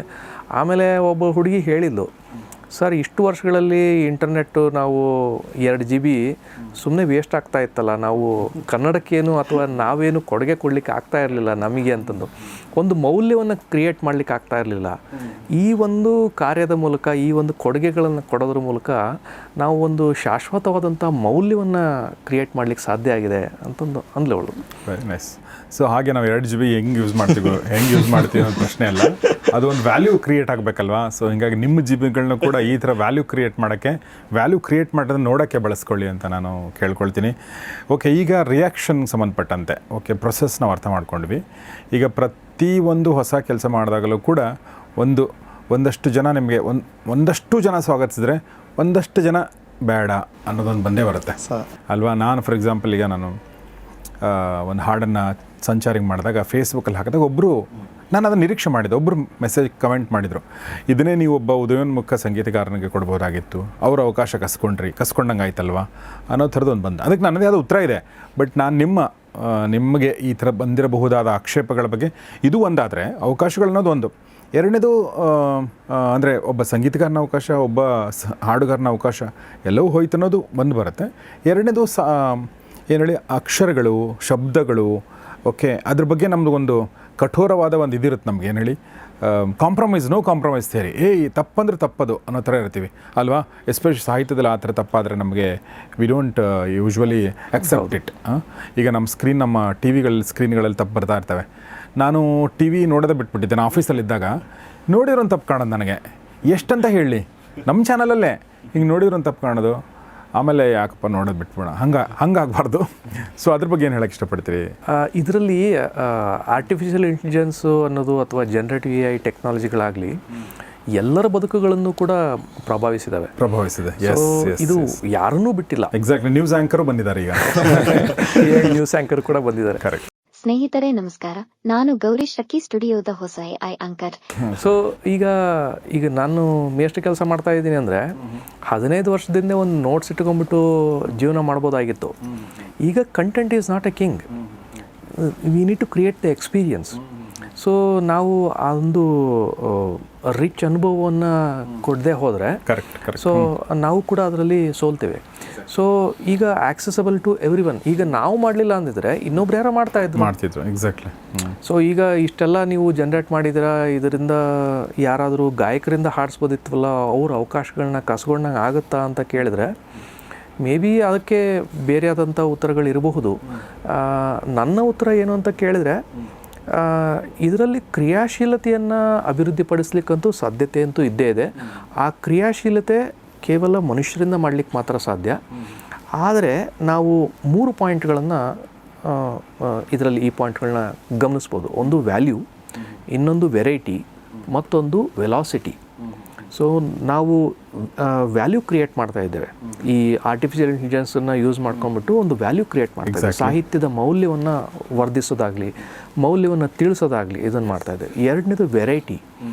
ಸೊ ಒಂದನ್ನು ನಾವು ಫ್ಯೂಷನಲ್ಲಿ ಮಾಡಿದರೆ ಇನ್ನೊಂದನ್ನು ಕರ್ನಾಟಕ ಸಂಗೀತದಲ್ಲಿ ಅಥವಾ ಹಿಂದೂಸ್ತಾನಿ ಸಂಗೀತದಲ್ಲಿ ಬೇರೆ ಬೇರೆಯಾದಂಥ ಸಂಗೀತ ಶೈಲಿಯಲ್ಲಿ ಇವೆಲ್ಲವೂ ಕೂಡ ಮಾಡಲಿಕ್ಕೆ ಸಾಧ್ಯ ಆಗಿದೆ. ಸೊ ವೆರೈಟಿ ಕೊಡಲಿಕ್ಕೆ ಸಾಧ್ಯ ಇದೆ. ಆದರೆ ಒಬ್ಬ ವ್ಯಕ್ತಿ ಹಿಂದೂಸ್ತಾನಿ ಸಂಗೀತ ಕಲ್ತಿರೋರು ಇನ್ನೊಂದು ಪ್ರಕಾರದಲ್ಲಿ ಹಾಡಲಿಕ್ಕೆ ಸಾಧ್ಯ ಇದೆಯಾ? ಹೀಗೆ ಸವಾಲಿನ ಕೆಲಸ ಅದು. ಸೊ ಇದು ಎರಡನೇದು. ಮೂರನೇದು ವೆಲಾಸಿಟಿ. ಎಷ್ಟು ವೇಗವಾಗಿ ನಾವು ಈ ವೈವಿಧ್ಯತೆಯನ್ನು ಕೊಡಬಹುದು. ನಾರ್ಮಲ್ ಕಾನ್ಸಿಕ್ವೆನ್ಸ್ಗಳಲ್ಲಿ ತಿಂಗಳುಗಟ್ಟಲೆ ಹಿಡಿಯುವಂಥದ್ದು ಈಗ ನಿಮಿಷಗಳಿಗೆ ಬಂದಿದೆ. ಸೊ ಈ ನಿಮಿಷಗಳಲ್ಲಿ ನಾವು ವೈವಿಧ್ಯತೆಯನ್ನು ಸೃಷ್ಟಿ ಮಾಡ್ಬೋದು. ಸೊ ಇದರ ಒಂದು ಅಡ್ವಾಂಟೇಜು. ಇದು 3 ವಿಗಳು: value, variety as well as velocity. So ಜೊತೆಗೆ ವಿಮರ್ಶೆಗಳು ಕೂಡ ಬಂದಿದ್ದಾವೆ. ಇದು ಈ ಥರ ಬರೋದಕ್ಕಿಂತ ಬೇರೆ ಥರ ಬರಬೇಕಾಗಿತ್ತು, ನಾವು ಇದನ್ನು ಅಕ್ಸೆಪ್ಟ್ ಮಾಡಲ್ಲ ಅಂತ. ನಾವು ಅವರ ಭಾವನೆಗಳಿಗೆ ಬೆಲೆ ಕೊಡ್ತೇವೆ, ಅವರಿಂದ ಇನ್ಪುಟ್ಗಳನ್ನ ತೊಗೋತಿದ್ದೇವೆ. ಯಾವ ರೀತಿಯಲ್ಲಿ ಮಾಡಬಹುದು ಅಂತ ಅವ್ರು ಅನ್ಕೊತಾರೋ ಅದನ್ನು ಮಾಡಲಿಕ್ಕೆ ಕೂಡ ಅವಕಾಶ ಇದೆ ಅನ್ನೋದನ್ನು ಕೂಡ ನಾನು ಹೇಳಲಿಕ್ಕೆ ಇಷ್ಟಪಡ್ತೇನೆ. Very nice. ಎಸ್. ಈ ಅಪಸ್ವರಗಳ ಬಗ್ಗೆ ನನ್ನ 2 ವ್ಯೂಸ್ ಇದೆ. ಒಂದನೇದು ಅಕ್ಸೆಪ್ಟಿಂಗ್. ಯಾವ ವಿಚಾರದಲ್ಲಿ ಅಕ್ಸೆಪ್ಟಿಂಗು? ಸೊ ಅವ್ರಿಗೆ ಒಬ್ಬ ಸಂಗೀತಗಾರ ಹಾಡ್ತಾನೆ, ಒಬ್ಬನ ಕೆಲಸ ಕಳೀತಿದ್ದೀರಾ ಅನ್ನೋ ಪ್ರಶ್ನೆ ವಿಚಾರದಲ್ಲಿ ನಾನು ಮಾತಾಡ್ತಾ ಇಲ್ಲ. ಯಾಕಂದರೆ ಹಿಂದೆ 90ರ ದಶಕದಲ್ಲಿ ಕಂಪ್ಯೂಟರ್ ಬಂದಾಗ ಕೆಲಸ ಕಳೀತೆ ಅಂತ ನಾವು ಕಂಪ್ಯೂಟರ್ ಬಿಟ್ಟಿದ್ರೆ ಸರ್ಕಾರದ ವಿರುದ್ಧ ಪ್ರತಿಭಟನೆ ಮಾಡಿದ್ದು ನಾನು ಯಾವಾಗಲೂ ಅಷ್ಟೇ ಇರೋ ಟೆಕ್ನಾಲಜಿನ ಬಳಸ್ಕೊಂಡು ಮುಂದೆ ಹೋಗ್ಬೇಕೇ ಹೊರತು ಬ್ಲೇಮ್ ಮಾಡ್ತಾ ಕೂತ್ಕೊಂಡ್ರೆ ಆಗಲ್ಲ. ಓಕೆ, ಒಂದು ಯಾವುದೋ ಕಾಂಪಿಟೇಷನಲ್ಲಿ AI ಪ್ರೈಸ್ ಬಂತು ಅಂತ ಹೇಳ್ಬಿಟ್ಟು ಕಾಂಪಿಟೇಷನ್ ಮಾಡಿ, ಅಂದರೆ ಅದು ಬೇಡ ಅಂತ ಚಿತ್ರ ಬರೆದಿದ್ದಕ್ಕೆ AI ಪ್ರೈಸ್ ಬಂತು. ಸೊ ನಾವು ಇರೋದನ್ನು ಬಳಸ್ಕೊಂಡು ಮುಂದಕ್ಕೆ ಹೋಗಬೇಕು. ಬಟ್ ಯಾವ ಅಪಸ್ವರದ ಬಗ್ಗೆ ನನ್ನ ಕಾಳಜಿ ಇದೆ ಅಂದರೆ, ಇವಾಗ ಕೆಲವೊಂದು ಪದ ವಿಂಗಡಣೆ ಇರುತ್ತೆ. ಇವಾಗ ನೀವಾಗ ಪದ್ಯ ಕೇಳಿದಾಗ ನಾನು ಒಂದು ಸ್ವಲ್ಪ ಹೆಸಿಟೇಷನ್ ಮಾಡ್ತೀನಿ. ಯಾಕೆ ಅಂದರೆ ಎಲ್ಲೋ ನೋಡೋರು ಎಂಥವ್ರು ಇರ್ತಾರೆ ಅಂತಂದರೆ ಸಾಹಿತ್ಯ ಪಂಡಿತರು ಇರ್ತಾರೆ. ಇವ್ರು ಹೇಳಿದ್ದು ಪದ ವಿಂಗಡಣೆ ಸರಿ ಇಲ್ಲ ಅಂತ ನೋಡೋರು ಇರ್ತಾರೆ. ಸೊ ಅದಕ್ಕೊಂದು ಕನ್ಸರ್ನ್ ಇರುತ್ತೆ. ಸೊ ಹಾಗೆ ನಾವು ಹಾಡುಗಳನ್ನ ತೊಗೊಂಡಾಗ ಎಲ್ಲೋ ಒಂದು ಕಡೆ ತಪ್ಪಾಗುತ್ತೆ. ಉದಾಹರಣೆಗೆ ನಾವು ಹಳೆಗನ್ನಡದ ಪದ್ಯಗಳು ಮಾಡಿದಾಗ ಆ ಒಂದು ಕೆಲವೊಬ್ಬರು ಕನ್ನಡ ಪ್ರೊಫೆಸರ್ಗಳು ಇವನ್ ನಮ್ಮ ದೊಡ್ಡಪ್ಪ, ಸೊ ಅವರೆಲ್ಲ ಹೇಳಿದರು ಇದು ಪದ ವಿಂಗಡಣೆ ಸರಿ ಇಲ್ಲ, ಇದು ನೀವು ತಪ್ಪು ಅರ್ಥ ಬೇರೆ ಆಗಿಬಿಡುತ್ತೆ, ಸ್ವಲ್ಪ ಕಾಳಜಿ ವಹಿಸ್ಬೇಕಾಗತ್ತೆ. ಇಲ್ಲಿ ನಾವು ಕನ್ನಡ ಸಾಹಿತ್ಯಕ್ಕೆ ಏನೋ ಕೊಡುಗೆ ಕೊಡೋಕೆ ಹೋಗ್ಬಿಟ್ಟು ಅದನ್ನು ಹಾಳು ಮಾಡಬಾರ್ದಲ್ವಾ. ಸೊ ಆ ಭಯನೂ ಇದೆ, ಮತ್ತು ಅದನ್ನು ತಿದ್ದುಕೊಳ್ತಿರ್ತೀವಿ. ಹೆಂಗೆ ತಿದ್ದಿರೋದನ್ನ ಅದ್ರ ಬಗ್ಗೆ ಹೆಂಗೆ ಅದು ಈಗ ಒಂದು ಪದ ವಿಂಗಡಣೆ ಏನಾದರೂ ಸಮಸ್ಯೆ ಆದರೆ how do you correct that? ಅಂದರೆ ಈಗ ಪದ ವಿಭಾಗ ಮಾಡಿರೋದನ್ನ ಏನು ಇದೆಯಲ್ವಾ, ಸೊ ಈಗ ಒಂದೇ ಅದು ಪದವಾಗಿರೋದನ್ನು ಬೇರೆ ಬೇರೆ ಪದವಾಗಿ ಬಿಡಿಸ್ಬಿಟ್ಟು ಬರೆದಾಗ ಅದರ ಸ್ಪಷ್ಟತೆ ಇನ್ನೂ ಸ್ವಲ್ಪ ಜಾಸ್ತಿ ಆಗ್ತದೆ. ಈ ಎ ಐಗಳಲ್ಲಿ ಕೆಲವೊಂದು ಸಲ ಏನಾಗ್ತದೆ, ಪದಗಳನ್ನು ಓದಬೇಕಾದ್ರೆ ಒಂದೇ ಪದವನ್ನು 2-3 ಸಲ ಒಂದೇ ಅಕ್ಷರ 2-3 ಸಲ ಇದ್ದಾಗ ಅದಕ್ಕೆ ಸ್ವಲ್ಪ ಕನ್ಫ್ಯೂಸ್ ಆಗೋ ಸಾಧ್ಯತೆಗಳು ಇರ್ತದೆ. ಸೊ ಇದನ್ನು ನಾವು ಪದ ವಿಭಾಗ ಮಾಡಿರೋದನ್ನು ಕೊಟ್ಬಿಟ್ಟು ಮತ್ತೆ ಫಾರ್ಮ್ಯಾಟಿಂಗ್ ಮಾಡಲೇಬೇಕಾಗ್ತದೆ. ಈ ಕಸ್ಟಮ್ GPT-ಗಳನ್ನು ಯೂಸ್ ಮಾಡಿಬಿಟ್ಟು ಫಾರ್ಮ್ಯಾಟಿಂಗ್ ಮಾಡಿ ಕೊಟ್ಟಿದ್ದಾದಮೇಲೆ ಆಮೇಲೆ ಜನ್ರೇಟ್ ಮಾಡಿದಾಗ ಅದರ ಕ್ವಾಲಿಟಿ ಸ್ಪಷ್ಟತೆ ಇಂಪ್ರೂವ್ ಆಗಿದ್ದನ್ನು ನೋಡಿದೆ ನಾವು. ಸೊ ಅದರ ಸಾಧ್ಯತೆಗಳಿದೆ. ಸೊ ಇದೆಲ್ಲ ಪ್ರೋಸೆಸ್ಸಲ್ಲಿ ನಾವು ಒಂದನ್ನು ಏನು ಗಮನಿಸಬೇಕು ಅಂದರೆ, ನಾನು ಇದನ್ನು ಸ್ಟಾರ್ಟ್ ಮಾಡಿದಾಗ ಈ ಪ್ರೋಸೆಸ್ಸನ್ನು ಸಂಗೀತ ಜನ್ರೇಟ್ ಮಾಡೋದನ್ನು ಸ್ಟಾರ್ಟ್ ಮಾಡಿದಾಗ ನನ್ನ 3ನೇ ಕ್ಲಾಸ್ ಓದೋ ನನ್ನ ಮಗ ಪ್ರಮಥ ಈಗ ಪಂಪ ಭಾರತವನ್ನು ಒಂದು ಜನ್ರೇಟ್ ಮಾಡಿದಾಗ ಅವನು ಅದನ್ನು 4 ಸಲ ಕೇಳಿದ್ದಾದ್ಮೇಲೆ 5ನೇ ಸಲ 3ನೇ ಕ್ಲಾಸಿನ ಹುಡುಗ ಪಂಪ ಭಾರತ 1000 ವರ್ಷ ಹಳೆಯ ಕಾವ್ಯವನ್ನು ಹೇಳಲಿಕ್ಕೆ ಸಾಧ್ಯ ಇದೆ ಅನ್ನೋದಾದರೆ ಅದು ನನಗೆ ಫಲಶ್ರುತಿ ಅಂತ ಅನ್ನಿಸ್ತು. ಯಾಕಂದರೆ 3ನೇ ಕ್ಲಾಸಿನ ಹುಡುಗ ಅದನ್ನು ಹೇಳಲಿಕ್ಕೆ ಸಾಧ್ಯ ಇದೆ ಅನ್ನೋದಾದರೆ 4 ಸಲ ಕೇಳಿಸ್ಕೊಂಡಿದ್ದಾದ್ಮೇಲೆ 5ನೇ ಸಲ ಅದಕ್ಕೆ ಹೇಳಲಿಕ್ಕೆ ಸಾಧ್ಯ ಇದೆ ಅನ್ನೋದಾದರೆ ಅದು ಫಲಶ್ರುತಿ ಅಂತ ಅನ್ನಿಸ್ತು. ಯಾಕಂದರೆ ನಮ್ಮ ಕಿವಿ ಮೇಲೆ ಯಾವುದು ಬೀಳ್ತದೆ ನಾವು ಅದನ್ನು ಗುನುಕ್ತೇವೆ. ಬಾಲಿವುಡ್ ಸಾಂಗ್ಗಳನ್ನೂ ಅಷ್ಟೇ ಅಲ್ವಾ, ನಾವು ಒಂದು ಸಲ 10 ಸಲ ಕೇಳಿದ್ದಾದ್ಮೇಲೆ 11ನೇ ಸಲ ಅದರ ಲಿರಿಕ್ಸನ್ನು ಹೇಳಲಿಕ್ಕೆ ಸಾಧ್ಯ ಆಗ್ತದೆ ಅನ್ನೋದಾದರೆ ಇದು ಒಂದು ಪ್ರಶ್ನೆ. ಇನ್ನೊಂದೇನೆಂದರೆ, ನಮ್ಮ ಭಾಷಾ ವೈವಿಧ್ಯತೆ ಆಗಲಿ ಭಾಷಾ ಶಬ್ದಕೋಶಗಳಾಗಲಿ ತುಂಬ ಚಿಕ್ಕದಾಗ್ತಾ ಹೋಗ್ತಾ ಇದೆ. ನಾವು ಬಳಸೋದಂತಾಗದೆ ಆಗಲಿ, ಈಗ PUC ಮಕ್ಕಳಿಗೆ ಕೇಳೋದಾದರೆ ಅವರಿಗೆ PCMB ತುಂಬ ಇಂಪಾರ್ಟೆಂಟು, ಕನ್ನಡ ಮತ್ತು ಇಂಗ್ಲೀಷನ್ನು ಆಮೇಲೆ ಓದ್ಕೊ ಅಂತಂದು ಅವರಿಗೆ ಸೆಕೆಂಡ್ ಪ್ರಿಯಾರಿಟಿ ಮಾಡ್ತಾರೆ. ಬಟ್ ಅದು ಎಲ್ಲಿಗೆ ಆಗ್ತಾಯಿದೆ ಸಮಸ್ಯೆ ಅಂತಂದರೆ, ಅವರಿಗೊಂದು ಲೆಟ್ರ್ ಬರೆಯೋಕ್ಕೆ ಬರ್ತಾಯಿಲ್ಲ. ನಾನಿನ್ನು 15 ವರ್ಷಗಳ ನನ್ನ ಸೇವಾ ಅನುಭವದಲ್ಲಿ ಹೇಳ್ತಾ ಇದ್ದೇನೆ, ಮಕ್ಕಳಿಗೆ ಲೆಟ್ರ್ ಬರೆಯೋಕ್ಕೆ ಬರ್ತಾಯಿಲ್ಲ. ಅಫ್ಕೋರ್ಸ್ ಈಗ 2 ವರ್ಷಗಳಿಂದ ChatGPT ಬಂದಿದ್ದಾದ್ಮೇಲೆ ಅದು ಕೂಡ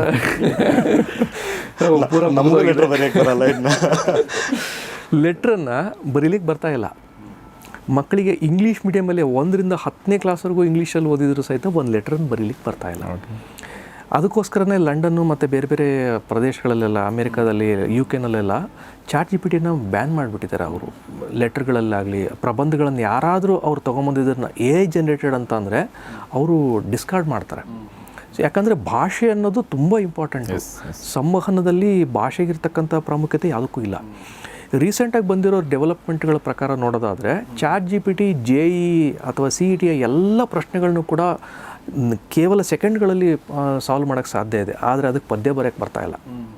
ಅದ್ಭುತವಾದಂಥ ಪದ್ಯ ಬರೆಯೋಕ್ಕೆ ಬರ್ತಾಯಿಲ್ಲ. ಸಣ್ಣ ಮಟ್ಟಗಿಂದ ಬರೀತದೆ, ಅದ್ಭುತವಾದಂಥ ಪದ್ಯ ಬರೀಲಿಕ್ಕೆ ಸಾಧ್ಯ ಇದೆ ಅಂತ ಕೇಳಿದ್ರಿಲ್ಲ. ಸೊ ಹಾಗಾಗಿ ಅದಕ್ಕೆ ಏನಂದರೆ ಏನು ಫಾರ್ಮ್ಯಾಟ್ ಕೊಡ್ತೀವಿ. ಈಗ ವ್ಯಾನ್ ಗೋ ಚಿತ್ರ ಬಿಡಿಸು ಅಂದರೆ ಅದು ಬಿಡಿಸುತ್ತೆ, ಬಟ್ ವ್ಯಾನ್ ಗೋ ಚಿತ್ರ ಅದು ಗೊತ್ತಿರಬೇಕು. ಈಗ ನೀವು ವಚನಗಳನ್ನ ನೀವು 1000 ವಚನಗಳು ಕೊಟ್ಟು ವಚನಗಳು ಹೀಗಿರುತ್ತೆ ಅಂದಾಗ ಇನ್ನೊಂದು ವಚನ ಬರೆಯಪ್ಪ ನೀನು ಅಂದರೆ ಅದು ಬರೆಯುತ್ತದು ಅದೇ ಫಾರ್ಮ್ಯಾಟಲ್ಲಿ. ಸೊ ಅದಕ್ಕೆ ಹೊಸದು ಕ್ರಿಯೇಟ್ ಮಾಡೋಕ್ಕೆ ಬರದೇ ಇರ್ಬೋದು. ಹೌದು, ಅಥವಾ ಇದನ್ನೆಲ್ಲವನ್ನು ಕಂಬೈನ್ ಮಾಡಿ ಮಾಡೋಂದ್ರೆ ಏನೋ ಮಾಡ್ಬೋದು ಅದು, ಬಟ್ ಅದು ಎಷ್ಟು ಚೆನ್ನಾಗಿರುತ್ತೆ ಅನ್ನೋದ್ರ ಬಗ್ಗೆ ನಮ್ಗೆ ಗೊತ್ತಿಲ್ಲ. ಬಟ್ ನೀವು ಹೇಳಿದ ಹಾಗೆ ಈ ಥರದ ಸವಾಲುಗಳನ್ನ ಎದುರಿಸ್ಕೊಂಡು ಇಲ್ಲಿ ತನಕ ಬಂದಿದ್ದೀರಾ. ಬಟ್ ಜರ್ನಿ ವರ್ತ್ ಅಲ್ವಾ ಇದು? ನೀವೇನೇ ಮಾಡಿದ್ರು ಅಂದರೆ ನೀವೇನೇ ಎದುರಿಸಿದ್ರು ಖುಷಿ ಇದೆ ಸರ್. ಏನಂದರೆ ಈಗ ಅವ್ರು ಯಾರೋ ಪುಸ್ತಕ ಬರೆದ್ರು, ಇವ್ರು ಯಾರೋ ಇದನ್ನು ಮಾಡಿದರು, ಕನ್ನಡಕ್ಕೆ ನಾವೇನು ಮಾಡ್ತೀವಿ ಅಂತ ಪ್ರಶ್ನೆ ಬಂದಾಗ ನಮಗೇನೋ ಒಂದು ಸ್ವಲ್ಪ ಸಮಾಧಾನ. ಓಕೆ, ನಾವು ಮಾಡಿಟ್ಟಿದ್ದು ಇನ್ನು ಯಾವತ್ತೂ ಯಾರೋ ಕೇಳ್ತಾನೆ ಇರ್ತಾರಲ್ಲ. ನಾನು ಆಗ ಹೇಳ್ತಾ ಇದ್ದೆ 2ನೇ ವ್ಯೂ ಒಂದು ಅಪಸ್ವರದ ಬಗ್ಗೆ ಬಂದಾಗ. ಇನ್ನೊಂದು ನಾನು ಹೇಳ್ತಾ ಇದ್ದೀನಿ, ಸರಿ ಇವಾಗ ಗಾಯಕರ ಕಡೆಯಿಂದ ಹಾಡಿಸ್ತೀರಲ್ವ, ಎಷ್ಟು ಹಾಡುಗಳನ್ನ ಹಾಡಿಸ್ತೀರಿ? 10 20 ಈಗ 21,000 ವಚನದಲ್ಲಿ ಎಷ್ಟು ವಚನಗಳನ್ನು ನೀವು ಇಲ್ಲಿವರೆಗೂ ಹಾಡಿಸಿದ್ರಿ? ಎಷ್ಟು ಕಂಪೋಸ್ ಮಾಡೋಕ್ಕೆ ಸಾಧ್ಯ ಇದೆ, ಎಷ್ಟು ಲಿಮಿಟೇಷನ್ ಇದೆ. ಮಾಡ್ಬೋದು, ಇನ್ನು ಹೋಗ್ತಾ ಹೋಗ್ತಾ ಪ್ರತಿಯೊಂದು ಹೆಕ್ಕಿ ತೆಗಿತಾ ಹೋಗ್ಬೋದು. ನನ್ನ ಕೈಲಿ ಅಷ್ಟು ಮಾಡೋಕ್ಕೆ ಸಾಧ್ಯ ಇದೆ ಅಲ್ವಾ? ಈಗ ಗಣೇಶ್ ಅವರು ಒಂದು ಮಾತು ಹೇಳಿದರು, ಭಾಳ ಇಂಪಾರ್ಟೆಂಟ್ ಅದು ಆ್ಯಕ್ಚುಲಿ. ನಾವು ಇವತ್ತು ಪದಗಳನ್ನು ಕಳ್ಕೊಂಡು ಹೊಸ ಪದಗಳು ಬರ್ತಾ ಇದೆ, ರೀಚ್ ಆಗ್ತಾ ಇದೆ ಒಂದು ಸೈಡು, ಇನ್ನೊಂದು ಕಡೆ ಕಳ್ಕೊಳ್ತಾ ಇದೀವಿ. ಉದಾಹರಣೆಗೆ ಕಳ್ಕೊಳ್ಳೋ ಜಾಸ್ತಿ ಬರ್ತಾ ಇರೋದು ಕಡಿಮೆ ಅಲ್ವಾ? ಹೌದು, ಅದು ಸ್ಯಾಚುರೇಷನ್ ಹೋಗ್ತಾ ಇರುತ್ತೆ. ಸೊ ಹಾಗಾಗಿ ಈಗ ಹಳೆ ಪದಗಳೆಲ್ಲ ಪರಿಚಯ ಆಗೋದು ಹೆಂಗೆ ನಮಗೆ? ಇವಾಗ ನಾವು ಎಲ್ಲದಕ್ಕೂ ಏನಂದರೆ ಲೋಟ ತಂಬ, ಪ್ಲೇಟ್ ತಂಬ, ಎಲ್ಲದೂ ಒಂದೇ. ಅಲ್ಲಿ ಗಂಗಾಳ, ಹರಿವಾಣ ಯಾವ್ಯಾವ ಪದಗಳೇ ಇಲ್ಲ. ಗಂಗಾಳ ಅಂದ್ರೆ ಯಾರು ಗೊತ್ತಾಗಲ್ಲ. ಸೊ ಹಂಗಾಗಿ ಹರಿವಾಣ ಅಂದ್ರೆ ನಮಗೂ ಗೊತ್ತಾಗಲ್ಲ, ಪುಸ್ತಕದಲ್ಲಿ ಓದಿದ್ದೀವಿ. ಹಾಗೆ ಆದರೆ ಈಗ ಅದೇ ವಚನಗಳು ಅಥವಾ ಹಳೆ ಸಾಹಿತ್ಯ ಅಷ್ಟು ಬಂದರೆ ಅದರಲ್ಲಿರೋ ಪದಗಳು ನಮಗೆ ಕೇಳಿಸ್ಕೊಳ್ಳೋಕೆ ಶುರುವಾಗುತ್ತೆ. ಇದೇನು ಅಂತ ಕೇಳಿಸ್ಕೊಳ್ತೀವಿ. ಸೊ ಮತ್ತೆ ಅವು ಪುನರುಜ್ಜೀವನಕ್ಕೆ ಬರುತ್ತೆ. ಸೊ ಈಗ ಎಷ್ಟು ನಮ್ಮ ಕಡೆಯಿಂದ ಸೃಷ್ಟಿಸ್ಲಿಕ್ಕೆ ಸಾಧ್ಯ ಹೊಸದಾಗಿ, ಎಷ್ಟು ಮಟ್ಟಿಗೆ ಹಾಡುಗಳನ್ನ ಇಂಪಾಸಿಬಲ್, ಕೆಲವೊಂದೆಲ್ಲ ಆಗದೇ ಇಲ್ಲ. ಎಸ್, ಇವಾಗ ನಾನು ಉದಾಹರಣೆಗೆ ಮಕ್ಕಳಿಗೆ ಅಂದರೆ ಕ್ಲಾಸಲ್ಲಿ ಈಗ ನಂದೊಂದು ಪ್ರಯತ್ನ ಇದೆ, ಏನಂದರೆ ಈ ಪಠ್ಯಗಳನ್ನೆಲ್ಲವನ್ನು ಹಾಡಿನ ಮುಖಾಂತರ ತರಬೇಕು ಅಂತ. ನಾನು ಸುಮ್ಮನೆ ಕೇಳಿದ್ದೆ, ಒಂದು ಸಂವಿಧಾನದ ಪೀಠಿಕೆಯನ್ನು ಒಂದು 5 ವರ್ಷದ ಹಿಂದೆ ಕೇಳಿದ್ದೆ, ಇದನ್ನೊಂದು ಹಾಡು ಮಾಡಿಕೊಡ್ತೀರಾ ಅಂತ ಕೇಳಿದ್ದೆ. ಸೊ ಇದಕ್ಕೆ ಫಸ್ಟ್ ಕೇಳಿದ್ರು ಒಂದು 50,000 ರೂಪಾಯಿನಾದ್ರು ಕೊಡಿ. ಇಲ್ಲ, ಸಿಂಗರ್ ಯಾರಾದರೂ ಪರವಾಗಿಲ್ಲ ಮಾಡಿಕೊಡಿ ಅಂತ. ಕೊನೆ ಪಕ್ಷ ಒಂದು 10,000 ರೂಪಾಯಿನಾದ್ರು ಕೊಡಿ. ಸೊ ನನಗದು ಒಂದು ಏನೋ ಪೀಠಿಕೆಗೆ ನಾನು 10,000 ಸ್ಪೆಂಡ್ ಮಾಡಬೇಕು ಅಂದರೆ ಕಷ್ಟ. ಬಟ್ ಇವತ್ತು ನಾನು ಎಷ್ಟು ಬೇಕು, ಆರ್ಟಿಕಲ್ 14 ತೋರಿಸ್ಬೇಕಾ, 21 ತೋರಿಸ್ಬೇಕಾ, ಪ್ರತಿಯೊಂದು ಒಂದು ಸಾಂಗ್ ಮಾಡಿ ಕೊಡ್ಬೋದಲ್ವಾ? ಆದರೆ ಎಷ್ಟು ಇದರಲ್ಲಿ ಬಲ್ಕ್ ವಾಲ್ಯೂಮ್ನೆಸ್ ಅಂತ ವರ್ಕ್ ಮಾಡ್ಬೋದಲ್ವ? ಸೊ ಯಾವ್ದು ಬೇಕು ಅದನ್ನು ಕೇಳಿಸ್ಕೊಳ್ಳೋಷ್ಟು ಅವಕಾಶ ಕೊಡೋಕ್ಕೆ ಸಾಧ್ಯತೆ ಇದೆ ಅನ್ನೋದು ಖುಷಿ ವಿಚಾರ. ಅಪಸ್ವರಗಳನ್ನು ಎರಡು ಥರನ ಸ್ವೀಕಾರ ಮಾಡೋಣ, ತಪ್ಪಿರೋದನ್ನು ನಾವು ಇವತ್ತು ಯಾರೇ ಹೇಳಿದ್ರು ಇಮಿಡಿಯೇಟಾಗಿ ಎಷ್ಟು ಹಾಡುಗಳನ್ನು ನಾವು ಸೈಡಿಗೆ ಕಳಿಸಿದ್ದೀವಿ, ಅಂದರೆ ಪಬ್ಲಿಕ್ ಆಗಿದ್ದನ್ನು ಕ್ಲೋಸ್ ಮಾಡಿದ್ದೀವಿ. ಇದರಲ್ಲಿ ತಪ್ಪಾಗಿದೆ ಅಂದ ತಕ್ಷಣ ಅದನ್ನು ಸೈಡ್ಗೆ ಹಾಕ್ಬಿಟ್ಟಿದ್ದೀವಿ. ಸೊ ಇನ್ನು ಬಟ್ ಕ್ವಾಲಿಟಿ ವೈಸ್ ನಾವು ಇಂಪ್ರೂವ್ ಮಾಡ್ಕೊಳ್ಳೋಕ್ಕೆ ರೆಡಿ ಇದ್ದೀವಿ. ಈಗ ಫಾರ್ ಎಕ್ಸಾಂಪಲ್ ನೋಡಿ, ನಿಮ್ಮ ಮನೇಲಿ ಯಾರೋ ಅಜ್ಜ ಅಜ್ಜಿ ಒಂದಷ್ಟು ಕಥೆಗಳನ್ನ ಹೇಳಿರ್ತಾರೆ. ಓಕೆ, ಅವ್ರಿಗೆ ಅವ್ರ ಅಜ್ಜ ಅಜ್ಜಿ ಹೇಳಿರೋ ಕಥೆಗಳಲ್ಲಿ ಅವ್ರಿಗೆ ಎಷ್ಟು ನೆನಪಿರುತ್ತೆ ಅವ್ರು ನಿಮಗೆ ಹೇಳಿರ್ತಾರೆ, ಅಥವಾ ಯಾವುದೋ ಒಂದು ಹಾಡುಗಳನ್ನ ಅವ್ರು ಹೇಳಿರ್ತಾರೆ. ಎಷ್ಟು ಹಾಡುಗಳು, ಎಷ್ಟು ಕಥೆಗಳು ನಮಗೆ ನೆನಪಿದೆ, ನಾವು ಅದನ್ನ ಎಷ್ಟು ದಾಟಿಸ್ತೀವಿ? ಸೊ ಈಗ ಈ ಒಂದು 2 ಜನ್ರೇಷನ್ ಕಥೆ ಇದಾದರೆ ಒಂದು 10 ಜನ್ರೇಷನ್ ಕಥೆ ಯೋಚನೆ ಮಾಡಿ. 12ನೇ ಶತಮಾನದಲ್ಲಿ ನಮಗೆ ಸಿಕ್ಕಿರೋದು 21,000 ವಚನಗಳಂತ ನೀವೇನು ಹೇಳಿದ್ರಿ, ಸಿಕ್ಕಿರೋದು, ಬಟ್ ಬರೆದಿರೋದು ಎಷ್ಟು ಯಾರಿಗೆ ಗೊತ್ತು? We don't know. ಅಥವಾ ಆ ಥರದ ಜನಪದ ಕಾವ್ಯಗಳು ನಮ್ಮ ಹತ್ರ ಎಷ್ಟು ಮಿಸ್ ಆಗಿದೆ ಅಲ್ವಾ? ದಾಸ ಸಾಹಿತ್ಯದಲ್ಲಿ ಎಷ್ಟೊಂದು ಕಾವ್ಯ ಮಿಸ್ ಆಗಿದೆ. ಸೊ ಅಕಸ್ಮಾತ್ ನಾನು ಯಾಕೆ ಇದನ್ನು ಹೇಳ್ತಾ ಇದ್ದೀನಿ, ಅಕಸ್ಮಾತ್ ಆ ಟೈಮಲ್ಲಿ ಏನಾದರೂ ಟೆಕ್ನಾಲಜಿ ಇದ್ದಿದ್ದರೆ ಆ ಎಲ್ಲ ಹಾಡುಗಳು ನಮಗೆ ಇರ್ತಿದ್ವಿ ಈಗ ಅಲ್ವಾ? ಸೊ ನೇಚರ್ಗೊಂದು ಕ್ವಾಲಿಟಿ ಇದೆ, ಅದೇನೆಂದರೆ ಯಾವುದು ಉಳ್ಕೊಳ್ಳುತ್ತೆ ಅಂದರೆ ಜನ ಯಾವುದನ್ನು ಬಯಸ್ತಾರೆ ಅದು ಉಳಿಯುತ್ತೆ. ಓಕೆ, ಮತ್ತು ಕೆಲವೊಂದು ಸಲ ಜನ ಒಳ್ಳೆಯದನ್ನು ಬಯಸದೇ ಇರ್ಬೋದು. ಈಗ ಜನ ಬಯಸಿದ್ದೆಲ್ಲ ಒಳ್ಳೇದಂತಲ್ಲ ಅಲ್ವಾ? ಕೆಲವೊಂದು ಅರ್ಥ ಆಗದೇ ಇರೋದು ಅವ್ರು ಬಯಸದೇ ಇರ್ಬೋದು, ಅವ್ರಿಗೆ ಗ್ರಹಿಸೋಕ್ಕಾಗದೇ ಇರೋದು ಬಯಸದೇ ಇರ್ಬೋದು, ಅವ್ರಿಗೆ ಯೂಸ್ ಆಗದೇ ಇರೋದು ಬಯಸದೇ ಇರ್ಬೋದು, ಅವೆಲ್ಲ ಹೋಗ್ತವೆ. ಸೊ ಹೀಗಾಗಿ ಟೆಕ್ನಾಲಜಿ ಏನಿದೆ ನಮ್ಮ 21ನೇ ಶತಮಾನದ ಇವತ್ತಿನ ಟೆಕ್ನಾಲಜಿ, ಇದು ನಮಗೊಂದು ವರ ಆ್ಯಕ್ಚುಲಿ ಹೇಳ್ಬೇಕಂತಂದರೆ. ಸೊ ಅದನ್ನು ನಾವು ವರವಾಗಿ ಬಳಸ್ಕೊಳ್ಬೇಕು, ಅದನ್ನು ನಾವು ಶಾಪ ಅಂತ ಅನ್ಕೋಬಾರ್ದು ಯಾವುದೇ ಕಾರಣಕ್ಕೂ. ಆಮೇಲೆ ಮೊನ್ನೆ ನಾವು ಮಾತಾಡ್ತಾ ಇದ್ದಾಗ ಒಂದು ಮಾತನ್ನು ಸರ್ ಹೇಳಿದರು. ಸೊ ಯಾರಿಗಾದ್ರೂ ಅಪಸ್ವರ ಇದೆ, ಇದ್ರ ಬಗ್ಗೆ ಇವ್ರು ಮಾಡ್ತಾರೆ ಅಂತ ಅನಿಸಿದರೆ ದಯವಿಟ್ಟು ಒಂದು ಅರ್ಥ ಮಾಡ್ಕೊಳ್ಳಿ, ಎಲ್ಲ ಜಾಬ್ಗಳಿಗೂ ಕೂಡ, ಎಲ್ಲ ಕ್ಷೇತ್ರಗಳಲ್ಲೂ ಕೂಡ AI ಎಂಟ್ರಿ ಕೊಟ್ಟಿದೆ. ಸೊ ಸಂಗೀತ ಮಾತ್ರ ಅಲ್ಲ, ಸಿನಿಮಾ ಇರ್ಬೋದು, ಸಂಗೀತ ಇರ್ಬೋದು, ಅಥವಾ ಈಗ ಇವ್ರು ಏನು ಪಾಠ ಮಾಡ್ತಾರೆ ಇದಿರ್ಬೋದು, ನಾವು ಆ್ಯಂಕರಿಂಗ್ ಮಾಡ್ತಾಯಿದ್ದೀವಿ, ಯೂಟ್ಯೂಬಲ್ಲಿ ನಾವು ಕಾಂಟೆಂಟ್ ಕ್ರಿಯೇಟ್ ಇದಿರ್ಬೋದು, ಅಥವಾ ಸಾಹಿತ್ಯ ಬರೆಯೋದಿರ್ಬೋದು, ಕೃಷಿ ಇರ್ಬೋದು, ವೈಮಾನಿಕ ಎಲ್ಲ ಕ್ಷೇತ್ರದಲ್ಲೂ AI ಎಂಟ್ರಿ ಕೊಟ್ಟಿದೆ. ಯಾರು ಕೂಡ ಇದು ನಮ್ಮ ಬೇಡ ಅಂತ ಹೇಳೋಕ್ಕಾಗಲ್ಲ. ಹಂಗೆ ಯಾರು ಹೇಳ್ತಾರೆ ಅವರು ಕಾಲಗರ್ಭದಲ್ಲಿ ಹೂತು ಹೋಗ್ತಾರೆ. ಸೊ ಹೀಗಾಗಿ ನಮಗೇನಂದರೆ ಜಾಣತನದ ಕೆಲಸ ಏನಂದರೆ ಅದನ್ನು ನಮ್ಮ ದುಡಿಸ್ಕೊಳ್ಳೋದು, ನಾವು ಅದನ್ನು ಬೆಸ್ಟ್ ಯೂಸ್ ಮಾಡ್ಕೊಳ್ಳೋದು ಅಲ್ವಾ? ನಾವು ಅದನ್ನು ಕನ್ನಡಕ್ಕೆ ಅನ್ವಯ ಮಾಡ್ಕೋಬೇಕಾದ್ರೆ ಬಹಳಷ್ಟು ಅದನ್ನು ಬದಲಾವಣೆಗಳು ಮಾಡ್ಕೋಬೇಕಾಗತ್ತೆ, ಅದಕ್ಕೆ ಹೊಂದಿಸ್ಕೊಳ್ಬೇಕಾಗ್ತದೆ. ಇದು ಒಂದು ಸವಾಲಿನ ಪ್ರಶ್ನೆನೇ. ಇನ್ನೊಂದು ಅಂದರೆ ನಾವು ಇನ್ನೊಂದು ಮಾತು ಹೇಳೋದಾದರೆ, ಈಗ ChatGPT ಬಂದಿದ್ದಾದಮೇಲೆ ಈಗ ಒಬ್ಬ ಹುಡುಗ ಪ್ರಶ್ನೆ ಕೇಳೋದೇ ಹೋಯ್ತು. ನಮಗೆ ಬಂದ್ಬಿಟ್ಟು ಮೇಸ್ಟಿಗೆ ಬಂದು ಪ್ರಶ್ನೆ ಕೇಳೋದೇ ಹೋಯ್ತು. ಯಾಕಂದ್ರೆ ಅವ್ನು ಪ್ರಶ್ನೆ ಕೇಳ್ತಾ ಇಲ್ಲ. ಈಗ ಅವನು ಹೋಗ್ತಾನೆ ChatGPT ಕೇಳ್ತಾನೆ, ಅದು ಸತ್ಯ ಹೇಳ್ತೋ ಸುಳ್ಳು ಹೇಳ್ತೋ 95% 99% ಸರಿ ಇರ್ತದೆ ಅಂತ ಅನ್ಕೊಳ್ಳೋಣ. 1% ಆಫ್ ಎರರ್ ಯಾವಾಗಲೂ ಇದ್ದಿದ್ದೇನೆ. ಸೊ ಆ ಹುಡುಗರು ಪ್ರಶ್ನೆ ಕೇಳೋದು ನಮಗೂ ಕೂಡ ಕಡಿಮೆ ಆಗಿದೆ ಈಗ. ಸೊ ಆಮೇಲೆ ಮೇಷ್ಟ್ರ ಪ್ರಾಮುಖ್ಯತೆಗಳು ಕೂಡ ಕಡಿಮೆ ಆಗಿದೆ. ಯಾಕಂದರೆ ಅವರಿಂದನೇ ಈಗ ಅವರು ಕಂಟೆಂಟ್ ತೊಗೋಬೇಕು ಅನ್ನೋದಿಲ್ಲ. ಈಗ ಈಗ ಚಾಟ್ ಜಿ ಪಿ ಟಿ ಬಂದಿದೆ, ಬೇರೆ ಬೇರೆ ಥರದ್ದು ಎಷ್ಟೋ ಸಾಫ್ಟ್ವೇರ್ಗಳಿದ್ದಾವೆ. ಸೊ ಅವರ ಕೈಯಲ್ಲೇ ಇದು ಇದೆ. ಅದರ ಜೊತೆಗೆ ನಾವು ಇನ್ನೊಂದು ಪ್ರಮುಖವಾಗಿ ನೋಡಬೇಕಾಗಿರೋಂಥದ್ದು, ಶಬ್ದಗಳು ನಮ್ಮ ಕಿವಿ ಮೇಲೆ ಬೀಳಬೇಕು. ಅಟ್ಲೀಸ್ಟ್ ನಮ್ಮ ಸಾಹಿತ್ಯ, ಸಂಸ್ಕೃತಿ, ನಮ್ಮ ಪರಂಪರೆ ಉಳಿಬೇಕು ಅನ್ನೋದಾದರೆ ಸಾಹಿತ್ಯದಲ್ಲಿರುವ ಶಬ್ದಗಳು ನಮಗೆ ಬೀಳಬೇಕು. ಸೊ ಆದರೆ ನಮಗೆ ಬೀಳ್ತಾ ಇರೋದು ಅದೇ ಚರ್ವಿತ ಚರ್ವಣದ ಶಬ್ದಾಡಂಬರ ಅಷ್ಟೇ ಕೇಳ್ತಾ ಇದೆ ಹೊರತು ನಮಗೆ ಶಬ್ದ ದಾರಿದ್ರ್ಯಗಳನ್ನು ಉಂಟು ಮಾಡ್ತಾ ಇದೆ. ಇವೆಲ್ಲದರ ಮಧ್ಯಕ್ಕೆ ನಾವು ನಮ್ಮ ಹೊಸ ಪೀಳಿಗೆಗೆ ಜೆನ್ಜಿ ಅಂತ ಏನು ಹೇಳ್ತಾ ಇದೆ ಅವರಿಗೆ ಟೆಕ್ನಾಲಜಿ ಫ್ರೆಂಡ್ಲಿಯಾಗಿ ಒಂದು ಶಬ್ದ ಭಂಡಾರವನ್ನು ಕ್ರಿಯೇಟ್ ಮಾಡಲಿಕ್ಕೆ, ಅವರ ಕಿವಿ ಮೇಲೆ ಬೀಳಲಿಕ್ಕೆ ಏನಾದರೂ ಸಾಧ್ಯ ಆಯಿತು ಅಂದರೆ ಅದು ನಮ್ಮ ಸಾರ್ಥಕತೆ ಅಂತ ಅನಿಸುತ್ತೆ. Yes, exactly. ಮತ್ತು ಒಂದು ನಾನು ಅಬ್ಸರ್ವ್ ಮಾಡಿದೆ, ನಿಮ್ಮ ಹಾಡುಗಳಲ್ಲಿ ಇವ್ರು ಏನು ಮಾಡಿದ್ದಾರೆ ಅಂದರೆ ಒಂದು ವಚನ, ಒಂದು ಕಾವ್ಯವನ್ನು ಕೊಟ್ಟ ಮೇಲೆ ಅದರ ಅರ್ಥವನ್ನು ಕೂಡ ಆಮೇಲೆ ಅದೇ ಕಾವ್ಯದಲ್ಲಿ ಬರುತ್ತೆ. ಹೌದು. ಸೊ ಹೀಗಾಗಿ ನಿಮಗೆ ಅಕಸ್ಮಾತ್ ಅರ್ಥ ಆಗದಿದ್ದರೆ ನೀವು ಕಂಪ್ಲೀಟ್ ನೋಡಿದರೆ ನಿಮ್ಗೆ ಗೊತ್ತಾಗುತ್ತೆ ಇದರ ಅರ್ಥ ಏನು ಅಂಥೇಳಿ. ಸೊ ಅದು ಕೂಡ ತುಂಬ ಒಳ್ಳೆಯ ಕೆಲಸ ಅಂತ ನನಗನ್ಸುತ್ತೆ. ಸೊ ಸಾಕಷ್ಟು ವಿಷಯಗಳು ಮಾತಾಡಿದ್ವಿ. ಕೊನೆಯದಾಗಿ ನೆಕ್ಸ್ಟ್ ಏನು ಪ್ಲ್ಯಾನು ಅಂದರೆ ನಿಮ್ಮ ಮುಂದಿನ ದಾರಿ ಹೇಗಿದೆ, ಏನು ಸವಾಲುಗಳಿದೆ, ಅಥವಾ ಏನು ಸಾಧನೆ ಮಾಡಬೇಕು ಈ ಕ್ಷೇತ್ರದಲ್ಲಿ ಅಂದ್ಕೊಂಡಿದ್ದೀರಾ ನೀವು ಹೇಳೋದಾದರೆ ಸೋಮಶೇಖರ್ ಸರ್? ಇದರ ಒಂದು ಸಾಧನೆ ಅಂತ ನಾವು ನೋಡ್ತಾ ಇಲ್ಲ, ಸೇವೆ. ಎಲ್ಲೋ ಒಂದು ಕಡೆಗೆ ಯಾರು ದೊಡ್ಡ ದೊಡ್ಡ ಮಹಾನು ಕುವೆಂಪು ಅಂತವ್ರು, ಬೇಂದ್ರೆ ಅಂತವ್ರು ಎಷ್ಟು ದೊಡ್ಡದು ಮೇರು ಪರ್ವತಗಳನ್ನ ಸೃಷ್ಟಿ ಮಾಡಿ ಹೋಗಿದ್ದಾರೆ. ಆ ಹೆಜ್ಜೆ, ಆ ಮೇರು ಪರ್ವತ ಏರಕ್ಕೆ ಒಂದು ಹೆಜ್ಜೆನೂ ಇಡಕ್ಕೆ ಶಕ್ತಿ ನಮಗಿಲ್ಲ. ಅಲ್ಲಿಗೆಲ್ಲ ಒಂದು ಮಾಡಿದ್ವಲ್ಲ ನಮಗೂ ಖುಷಿ ಅಷ್ಟೇ. ಏನೋ ಮುಂದಿನ ಪೀಳಿಗೆಗೆ ನೀವು ಹೇಳಿದ್ರಲ್ಲ, ಕಳೆದು ಹೋಗ್ದಂಗೆ ನಾವೊಂದು ರೀತಿಯಲ್ಲಿ ಸಂರಕ್ಷಣೆ ಮಾಡ್ತಾ ಇದ್ದೀವಿ ಅಂತ. ಹಿಂದೆ ಬುಕ್ಸ್ಗಳನ್ನೆಲ್ಲ ಸ್ಟೋರ್ ಮಾಡಿ, ನನಗೆ ಆ್ಯಕ್ಚುಲಿ ಎಷ್ಟೋ ಕನ್ನಡ ಪುಸ್ತಕಗಳು ನಮ್ಮ ಯೂನಿವರ್ಸಿಟಿಗಳಲ್ಲಿ ಸಿಕ್ಕಿಲ್ಲ. ಒಸ್ಮಾನಿಯಾ ಯೂನಿವರ್ಸಿಟಿ ಹೈದರಾಬಾದಲ್ಲಿ ಸಿಕ್ಕಿದೆ. ಯಾವ ಪುಸ್ತಕಗಳು? ಕನ್ನಡದ ಹಳೆಯ ಪುಸ್ತಕಗಳು ನಮ್ಗೆ ಬೇಕಾಗಿರೋವಂಥದ್ದು. ಅಷ್ಟು ಚೆನ್ನಾಗಿ ಪ್ರಿಸರ್ವ್ ಮಾಡಿದ್ದಾರೆ. ಅಂದರೆ ಹೇಳ್ತಿರೋದು ಯಾರೋ ಬೇರೆಯವರು ಮಾಡ್ತಾ ಇದ್ದಾರೆ. ಅಂದರೆ ಬೇರೆಯವರು ಇನ್ ದ ಸೆನ್ಸ್ ಒಂದು ಬೇರೆ ಯೂನಿವರ್ಸಿಟಿ, ಕರ್ನಾಟಕದಲ್ಲಿ ಇಷ್ಟು ಯೂನಿವರ್ಸಿಟಿಗಳಿದ್ದು ಇಲ್ಲಿ ಯಾವುದೂ ಸಿಕ್ಕಿಲ್ಲ ನನಗೆ. ಅಂದರೆ ಒರಿಜಿನಲ್ ಬುಕ್ ಅಲ್ಲಿ ಇರ್ಬೋದು, ಬಟ್ ಸಾಫ್ಟ್ ಕಾಪಿಗಳನ್ನ ಅವ್ರು ತುಂಬ ಆರ್ಗನೈಸ್ ಮಾಡಿಬಿಟ್ಟು ಎಲ್ಲ ಬುಕ್ಗಳನ್ನೂ ಹಾಕಿದ್ದಾರೆ. ನಾನು ಎಲ್ಲ ಬುಕ್ಗಳನ್ನ ಅಲ್ಲಿಂದ ಎತ್ಕೊಂಡಿದ್ದೀನಿ. ಸೊ ಹೀಗೆ ಒಂದು ಯಾರೋ ಒಬ್ರು ಮಾಡಿದಕ್ಕೆ ನಾವು ಇವತ್ತು ಖುಷಿ, ಅಂದರೆ ಅವ್ರಿಗೆ ಒಂದು ಥ್ಯಾಂಕ್ಸ್ ಹೇಳ್ತಾ ಇದೀವಿ, ಎಷ್ಟು ರೆಡಿ ಇಟ್ಟಿದ್ದಾರಲ್ಲ ಅಂತ. ಹಾಗೆ ಮುಂದೆ ಯಾರೋ ಒಬ್ರಿಗೆ ಇಷ್ಟು ವಚನಗಳನ್ನು ನಮ್ಗೆ ಹಾಡಾಗಿ ಕೊಟ್ಟಿದ್ದಾರಲ್ಲ ಅಂತ, ದಾಸ ಸಾಹಿತ್ಯವನ್ನು ಹಾಡಾಗಿ ಕೊಟ್ಟಿದ್ದಾರಲ್ಲ ಅಂತ, ಅಷ್ಟರ ಮಟ್ಟಿಗೆ ನಮ್ಮದೊಂದು ಅಳಿಲು ಸೇವೆ ಸಲ್ತಾ ಇದೆ ಅನ್ನೋದಷ್ಟೇ.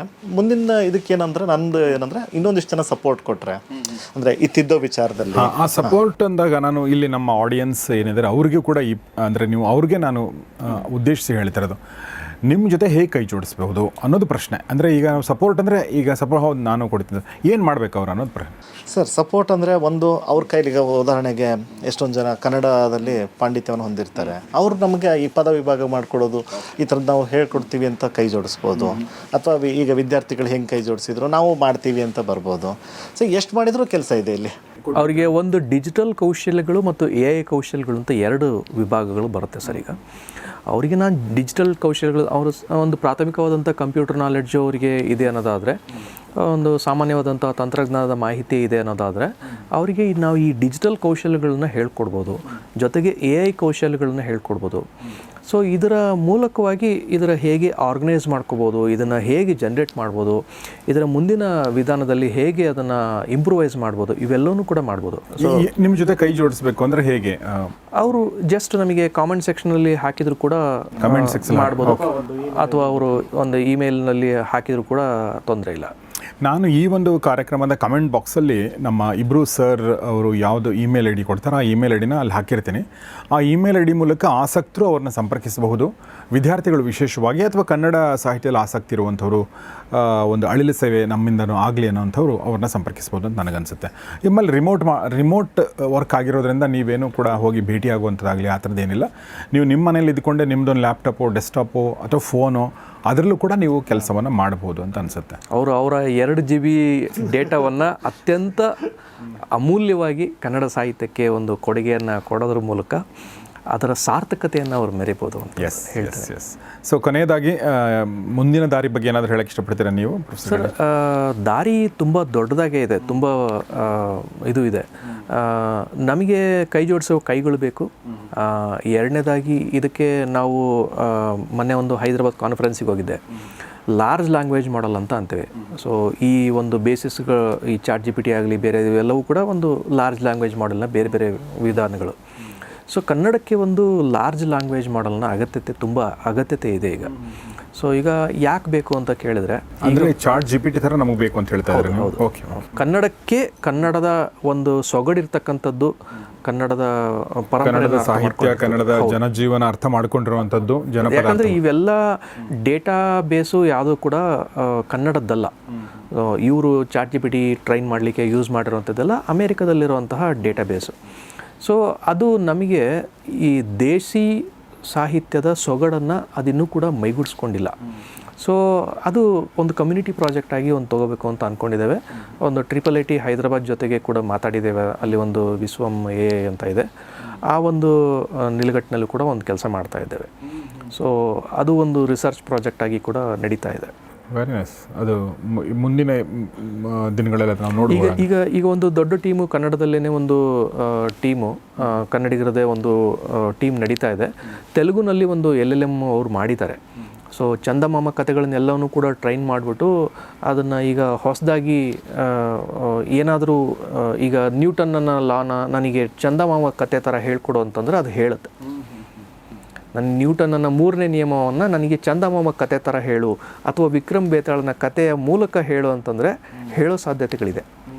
ಇವೆಲ್ಲ ಸಾಧ್ಯತೆಗಳನ್ನು ನಾವು ಮನಗಾಂಡ್ರೆ ನಮಗೆ ಆರ್ಟಿಫಿಷಿಯಲ್ ಇಂಟೆಲಿಜೆನ್ಸ್ ಅನ್ನೋದು ಹೇಗೆ ಅಂತಂದರೆ ಇದು ಒಂದು ಚಾಕು ಥರ. ಸೊ ಈಗ ನಾನು ಮೊದಲು ಹಣ್ಣನ್ನು ಕೈಯಿಂದ ಹೆಚ್ಚುತ್ತಾ ಇದ್ದೆ, ಈಗ ಚಾಕು ಬಂದುಬಿಡ್ತು ನನ್ನ ಕೆಲಸವನ್ನು ಕಡಿಮೆ ಮಾಡ್ತಾ ಅಂತ ಕೇಳಿದ್ರೆ ಕಡಿಮೆ ಮಾಡ್ತು, ನನ್ನ ಕೆಲಸ ತೆಗೆದಾಕ್ತಾ ಅಂತ ಕೇಳಿದ್ರೆ ಇಲ್ಲ. ಸೊ ನಾನು ಚಾಕುವನ್ನು ಬಳಸೋದನ್ನು ಕಲ್ತ್ಕೋಬೇಕು. ಎಕ್ಸಾಕ್ಟ್ಲಿ. ಸೊ ಚಾಕುನ ಚುಚ್ಚಕ್ಕೆ ಯೂಸ್ ಮಾಡ್ಬೋದು. ಆಮೇಲೆ ಅದೇ ಚಾಕುವಿಂದ ನೀವು ಡಾಕ್ಟರ್ಗಳು ಏನೋ ಸರ್ಜರಿ ಕೂಡ ಮಾಡ್ಬೋದು. ಸೊ ಚಾಕು ಓಕೆ ಯಾ. ಇನ್ನೊಂದು ಹೇಳೋದಾದರೆ, ಇದು ಕೌಶಲ್ಯ ಅನ್ನೋದೇನಿದೆಯಲ್ಲ, ಇದು ಒಂಥರ ಭಟ್ರ ಕೆಲಸ ಇದ್ದಂಗೆ, ಅಡುಗೆ ಭಟ್ರ ಕೆಲಸ. ಸೊ ನೀವು ನಿಮ್ಮ ಮನೆಯಲ್ಲಿ ಎಷ್ಟೇ ಎಂಥ ಒಳ್ಳೆ ಶಾಪಿಂಗ್ ಮಾಲಿಂದ ಅಥವಾ ಇದು ಶಾಪಿಂಗ್ ಮಾರ್ಟಿಂದ ಸಾಮಾನುಗಳನ್ನ ತಂದು ಕೊಟ್ಟರು ಸಹಿತ ನಿಮಗೆ ಅಡುಗೆ ಕಲೆ ಗೊತ್ತಿಲ್ಲ ಅಂದರೆ ನೀವು ಅಡುಗೆ ಮಾಡಲಿಕ್ಕಾಗಲ್ಲ. ಎಕ್ಸಾಕ್ಟ್ಲಿ. ನಿಮ್ಮ ಕಡೆಗೆ ಎಲ್ಲ ಹೊಸ ಪಾತ್ರೆಗಳಿರ್ಬೋದು, ಹೊಸ ಭಾಂಡೆ ಸಾಮಾನುಗಳಿರ್ಬೋದು, ಆದರೆ ನೀವಿಗೆ ಅಡುಗೆಯ ಕಲೆ ಗೊತ್ತಿಲ್ಲ ಅಂದರೆ, ಕೌಶಲ್ಯ ಗೊತ್ತಿಲ್ಲ ಅಂದರೆ ನೀವು ಅಡುಗೆ ಮಾಡಲಿಕ್ಕಾಗಲ್ಲ. ಅದೇ ರೀತಿಯಲ್ಲಿ ಈ AI ಬಳಸಬೇಕಾದ್ರೂ ಕೂಡ ನಮ್ಮ ಹತ್ರ ಎಂಥದೇ ಸಾಫ್ಟ್ವೇರ್ ಇರ್ಬೋದು, ಕೊನೆಗೆ ನಮ್ಮಲ್ಲಿ ಕೌಶಲ್ಯ ಇಲ್ಲ ಅನ್ನೋದಾದರೆ ನಾವು ಮಾಡೋವಂಥದ್ದು ಅದಕ್ಕೆ ಅರ್ಥ ಇರೋದಿಲ್ಲ. Exactly, S. ಸೊ ಹಾಗೆ ಸಾಕಷ್ಟು ವಿಚಾರಗಳನ್ನ ನಮ್ಮ ಜೊತೆಗೆ ಶೇರ್ ಮಾಡಿಕೊಂಡು, ಸಂಗೀತ ಸುಧಾ ಅನ್ನೋದು ಯೂಟ್ಯೂಬ್ ಚಾನಲ್ನ ಹೆಸರು. ಎಲ್ಲ ದಾಸ ಸಾಹಿತ್ಯ, ವಚನ ಸಾಹಿತ್ಯ, ಜನಪದ ಸಾಹಿತ್ಯ ಸಾಕಷ್ಟು 1,000 ಹಳೆಗನ್ನಡದ ಪದ್ಯಗಳು, ಶಾಸನ ಪಠ್ಯ, ಪಂಪ ಭಾರತ, ಈ ಥರದ್ದೆಲ್ಲವನ್ನು ಕೂಡ ಅದರಲ್ಲಿ ಕವಿರಾಜ ಮಾರ್ಗವನ್ನು ಕೂಡ ಮಾಡಿದ್ದೇವೆ, ಸರ್ವಜ್ಞಾನ ಇದನ್ನು ಕೂಡ ಮಾಡಿದ್ದೇವೆ. ಸೊ ಅದನ್ನು ಈ ಇಬ್ಬರು ಪ್ರೊಫೆಸರ್ಗಳು ಮತ್ತು ಇವ್ರ ಜೊತೆಗೆ ಇನ್ನೂ ಸುಮಾರು ಜನ ಸೇರ್ಕೊಂಡು ಮಾಡಿದ್ದಾರೆ. ಅವರ ಈ ಒಂದು ಪ್ರಯತ್ನಕ್ಕೆ, ಈ ಒಂದು ಸೇವೆಗೆ ನಾವು ಯಾವಾಗಲೂ ಋಣಿಗಳಾಗಿರಬೇಕು. ಮತ್ತು ಒಂದು ಪ್ರೋತ್ಸಾಹ, ನವರು ನಮಗೆ ತುಂಬ ಒಳ್ಳೆಯ ಸಪೋರ್ಟನ್ನು ಕೊಟ್ಟಿದ್ದಾರೆ ಇಲ್ಲಿವರೆಗೂ ಕೂಡ. ಅವರ ಒಂದು ಮಾರ್ಗದರ್ಶನ ಆಗಲಿ, ಯಾಕಂದರೆ ಸಾಹಿತ್ಯ ಪಾಠ ಮಾಡುವಂಥ ಸೋಮಶೇಖರ್ ಅವರು ಇದ್ರ ಬಗ್ಗೆ ತುಂಬ ಗಮನ ವಹಿಸಿದ್ದಾರೆ. ಎರಡನೇದು, ನಮಗೆ ಬೇಕಾಗಿರೋಂಥ ಸಾಫ್ಟ್ವೇರ್ಗಳನ್ನ, ಲೈಸೆನ್ಸ್ಡ್ ಸಾಫ್ಟ್ವೇರ್ಗಳನ್ನ ಅವರು ಒದಗಿಸ್ಕೊಟ್ಟಿದ್ದಾರೆ. ಸೊ ಅದನ್ನು ನಾವು ಮಕ್ಕಳಿಗೆ ವೆಬಿನಾರ್ಗಳ ಮೂಲಕ ಹೇಳ್ಕೊಟ್ಬಿಟ್ಟು ಅವರಿಂದ ಮಾಡಿಸ್ತಾ ಇದ್ದೇವೆ. ಇನ್ನೂ ತುಂಬ ಬೇರೆ ಬೇರೆ ವಿದ್ಯಾರ್ಥಿಗಳು ಇದಕ್ಕೆ ಕೈ ಜೋಡಿಸೋಕ್ಕೆ ತುಂಬ ಆಸಕ್ತರಾಗಿದ್ದಾರೆ. ನಾವು ಅದು ಕೂಡ ಇಂಟ್ರೆಸ್ಟಿಂಗ್ ಪಾಯಿಂಟ್ ಅಂತ ಹೇಳಲಿಕ್ಕೆ ಇಷ್ಟಪಡ್ತೇನೆ. ಯಾರಿದನ್ನು ನೋಡ್ತಾ ಇದ್ದಾರೆ, ಇವ್ರು ನಮ್ಮ ಜೊತೆಗೆ ಕೈ ಜೋಡಿಸ್ಬಿಟ್ಟು ಕನ್ನಡ ಸಾಹಿತ್ಯದ ಒಂದು ಮ್ಯೂಸಿಕಲ್ ಜರ್ನಿಯನ್ನು ಡಿಜಿಟಲೀಕರಣದ ಮೂಲಕವಾಗಿ ಬರೀ ಕನ್ಸ್ಯೂಮರ್ಗಳಾಗೋದಲ್ಲ, ಬರೀ ಡಿಜಿಟಲ್ ಕನ್ಸ್ಯೂಮರ್ಗಳಾಗೋದಲ್ಲ, ಡಿಜಿಟಲ್ ಕ್ರಿಯೇಟರ್ಗಳು ಕೂಡ ಆಗ್ಬೋದು ಇವರು. ಸೊ ಆ ಒಂದು ನೆಲೆಗಟ್ಟಿನಲ್ಲಿ ಪ್ರಯತ್ನ ಮಾಡೋಣ ಅಂತ ಹೇಳಿಬಿಟ್ಟು ನನ್ನ ಮಾತನ್ನು. Thank you. ಸೊ ಕೊನೆಯದಾಗ ತಾವೇನಾದರೂ ಹೇಳಕ್ಕೆ ಇಷ್ಟಪಡ್ತೀರಾ ಸೋಮಶೇಖರ್ ಜಿ? ನನಗೆ ಅಂದರೆ better I speak in English because I want support from other states also if somebody is listening. So in from Karnataka will get support and will do at any cost. But if somebody from like Andhra Pradesh, Telangana are Tamil Nadu, so we are ready to do the literature of Tamil, literature of Telugu, even Hindi literature. So you can also join hands with us. Yes. So that's what I expect. Thank you. Thank you very much professor Ganesh sir, ತುಂಬ ಧನ್ಯವಾದ ನಿಮಗೆ ನಮ್ಮ ಜೊತೆ ಮಾತಾಡಿದ್ದಕ್ಕಾಗಿ. ಮತ್ತು Somashekar sir, ತುಂಬ ಧನ್ಯವಾದ ನಿಮಗೂ ಕೂಡ. ಸೊ ಇಬ್ಬರು ಮಹನೀಯರಿಗೆ ಧನ್ಯವಾದಗಳನ್ನ ಹೇಳ್ತಾ ನಾನು ಈ ಕಾರ್ಯಕ್ರಮ ಮುಗಿಸ್ತಾ ಇದ್ದೀನಿ. ಮುಗಿಸೋಕ್ಕಿಂತ ಮುಂಚೆ ನಾನು ಗೌರಿ ಶಕಿ ಸ್ಟುಡಿಯೋ ಹೊಸ ಪ್ರಯತ್ನಗಳಿಗೆ ಯಾವಾಗಲೂ ತೆರೆಕೊಂಡಿರುತ್ತೆ ಮತ್ತು ನಮ್ಮ ಸಾಧ್ಯವಾದ ನಮ್ಮ ಒಂದು ಸಪೋರ್ಟ್ ನಾವು ಮಾಡ್ತಿರ್ತೀವಿ. ನೀವು ಕೂಡ ಈ ಒಂದು ಸಪೋರ್ಟ್ ಮಾಡುವಂಥ ಅಭಿಯಾನದಲ್ಲಿ ನೀವು ಕೂಡ ಭಾಗಿಯಾಗ್ತೀರಂತ ನನ್ನ ಒಂದು ಆಶಯ. ಅವ್ರ ಚಾನಲ್ನ ನೋಡಿ ಮತ್ತು ಹಾಡುಗಳನ್ನ ಕೇಳಿ, ಚಾನಲ್ನ ಸಬ್ಸ್ಕ್ರೈಬ್ ಮಾಡಿ ಮತ್ತು ಎಲ್ಲಕ್ಕಿಂತ ಮುಖ್ಯವಾಗಿ ಆ ಪ್ರಯತ್ನದಲ್ಲಿ ಕೈ ಜೋಡ್ಸೋಕ್ಕೆ ನಿಮಗೆ ಯಾವ ರೀತಿ ಸಾಧ್ಯ ಆಗುತ್ತೆ ಆ ರೀತಿ ದಯವಿಟ್ಟು ಮಾಡಿ. ಬೇಕಾಗಿರೋದೇನು ಒಂದು ಇಂಗ್ಲೀಷ್ನ ಒಂದಷ್ಟು ಸಣ್ಣ ಅರಿವು ಮತ್ತು ಕಂಪ್ಯೂಟರ್ನ ಒಂದಷ್ಟು ಅರಿವು ಇದ್ದರೆ ಉಳಿದನ್ನು ಅವರು ನಿಮಗೆ ಗೈಡ್ ಕೂಡ ಮಾಡ್ತಾರೆ. ಆ ಟೀಮ್ನಲ್ಲಿಯೂ ನೀವು ಕೂಡ ಭಾಗಿಯಾಗ್ಬೋದು ಅಂತ ಹೇಳ್ತಾ ಇವತ್ತಿನ ಈ ಎಪಿಸೋಡ್ ಮುಗಿಸ್ತಾ ಇದ್ದೀನಿ. ನೋಡ್ತಾರೆ ಗೌರಿ ಶಕಿ ಸ್ಟುಡಿಯೋ, ನೋಡ್ತಾರೆ ಒಳ್ಳೆ ಕಾರ್ಯಕ್ರಮಗಳನ್ನ. ನಮಸ್ಕಾರ.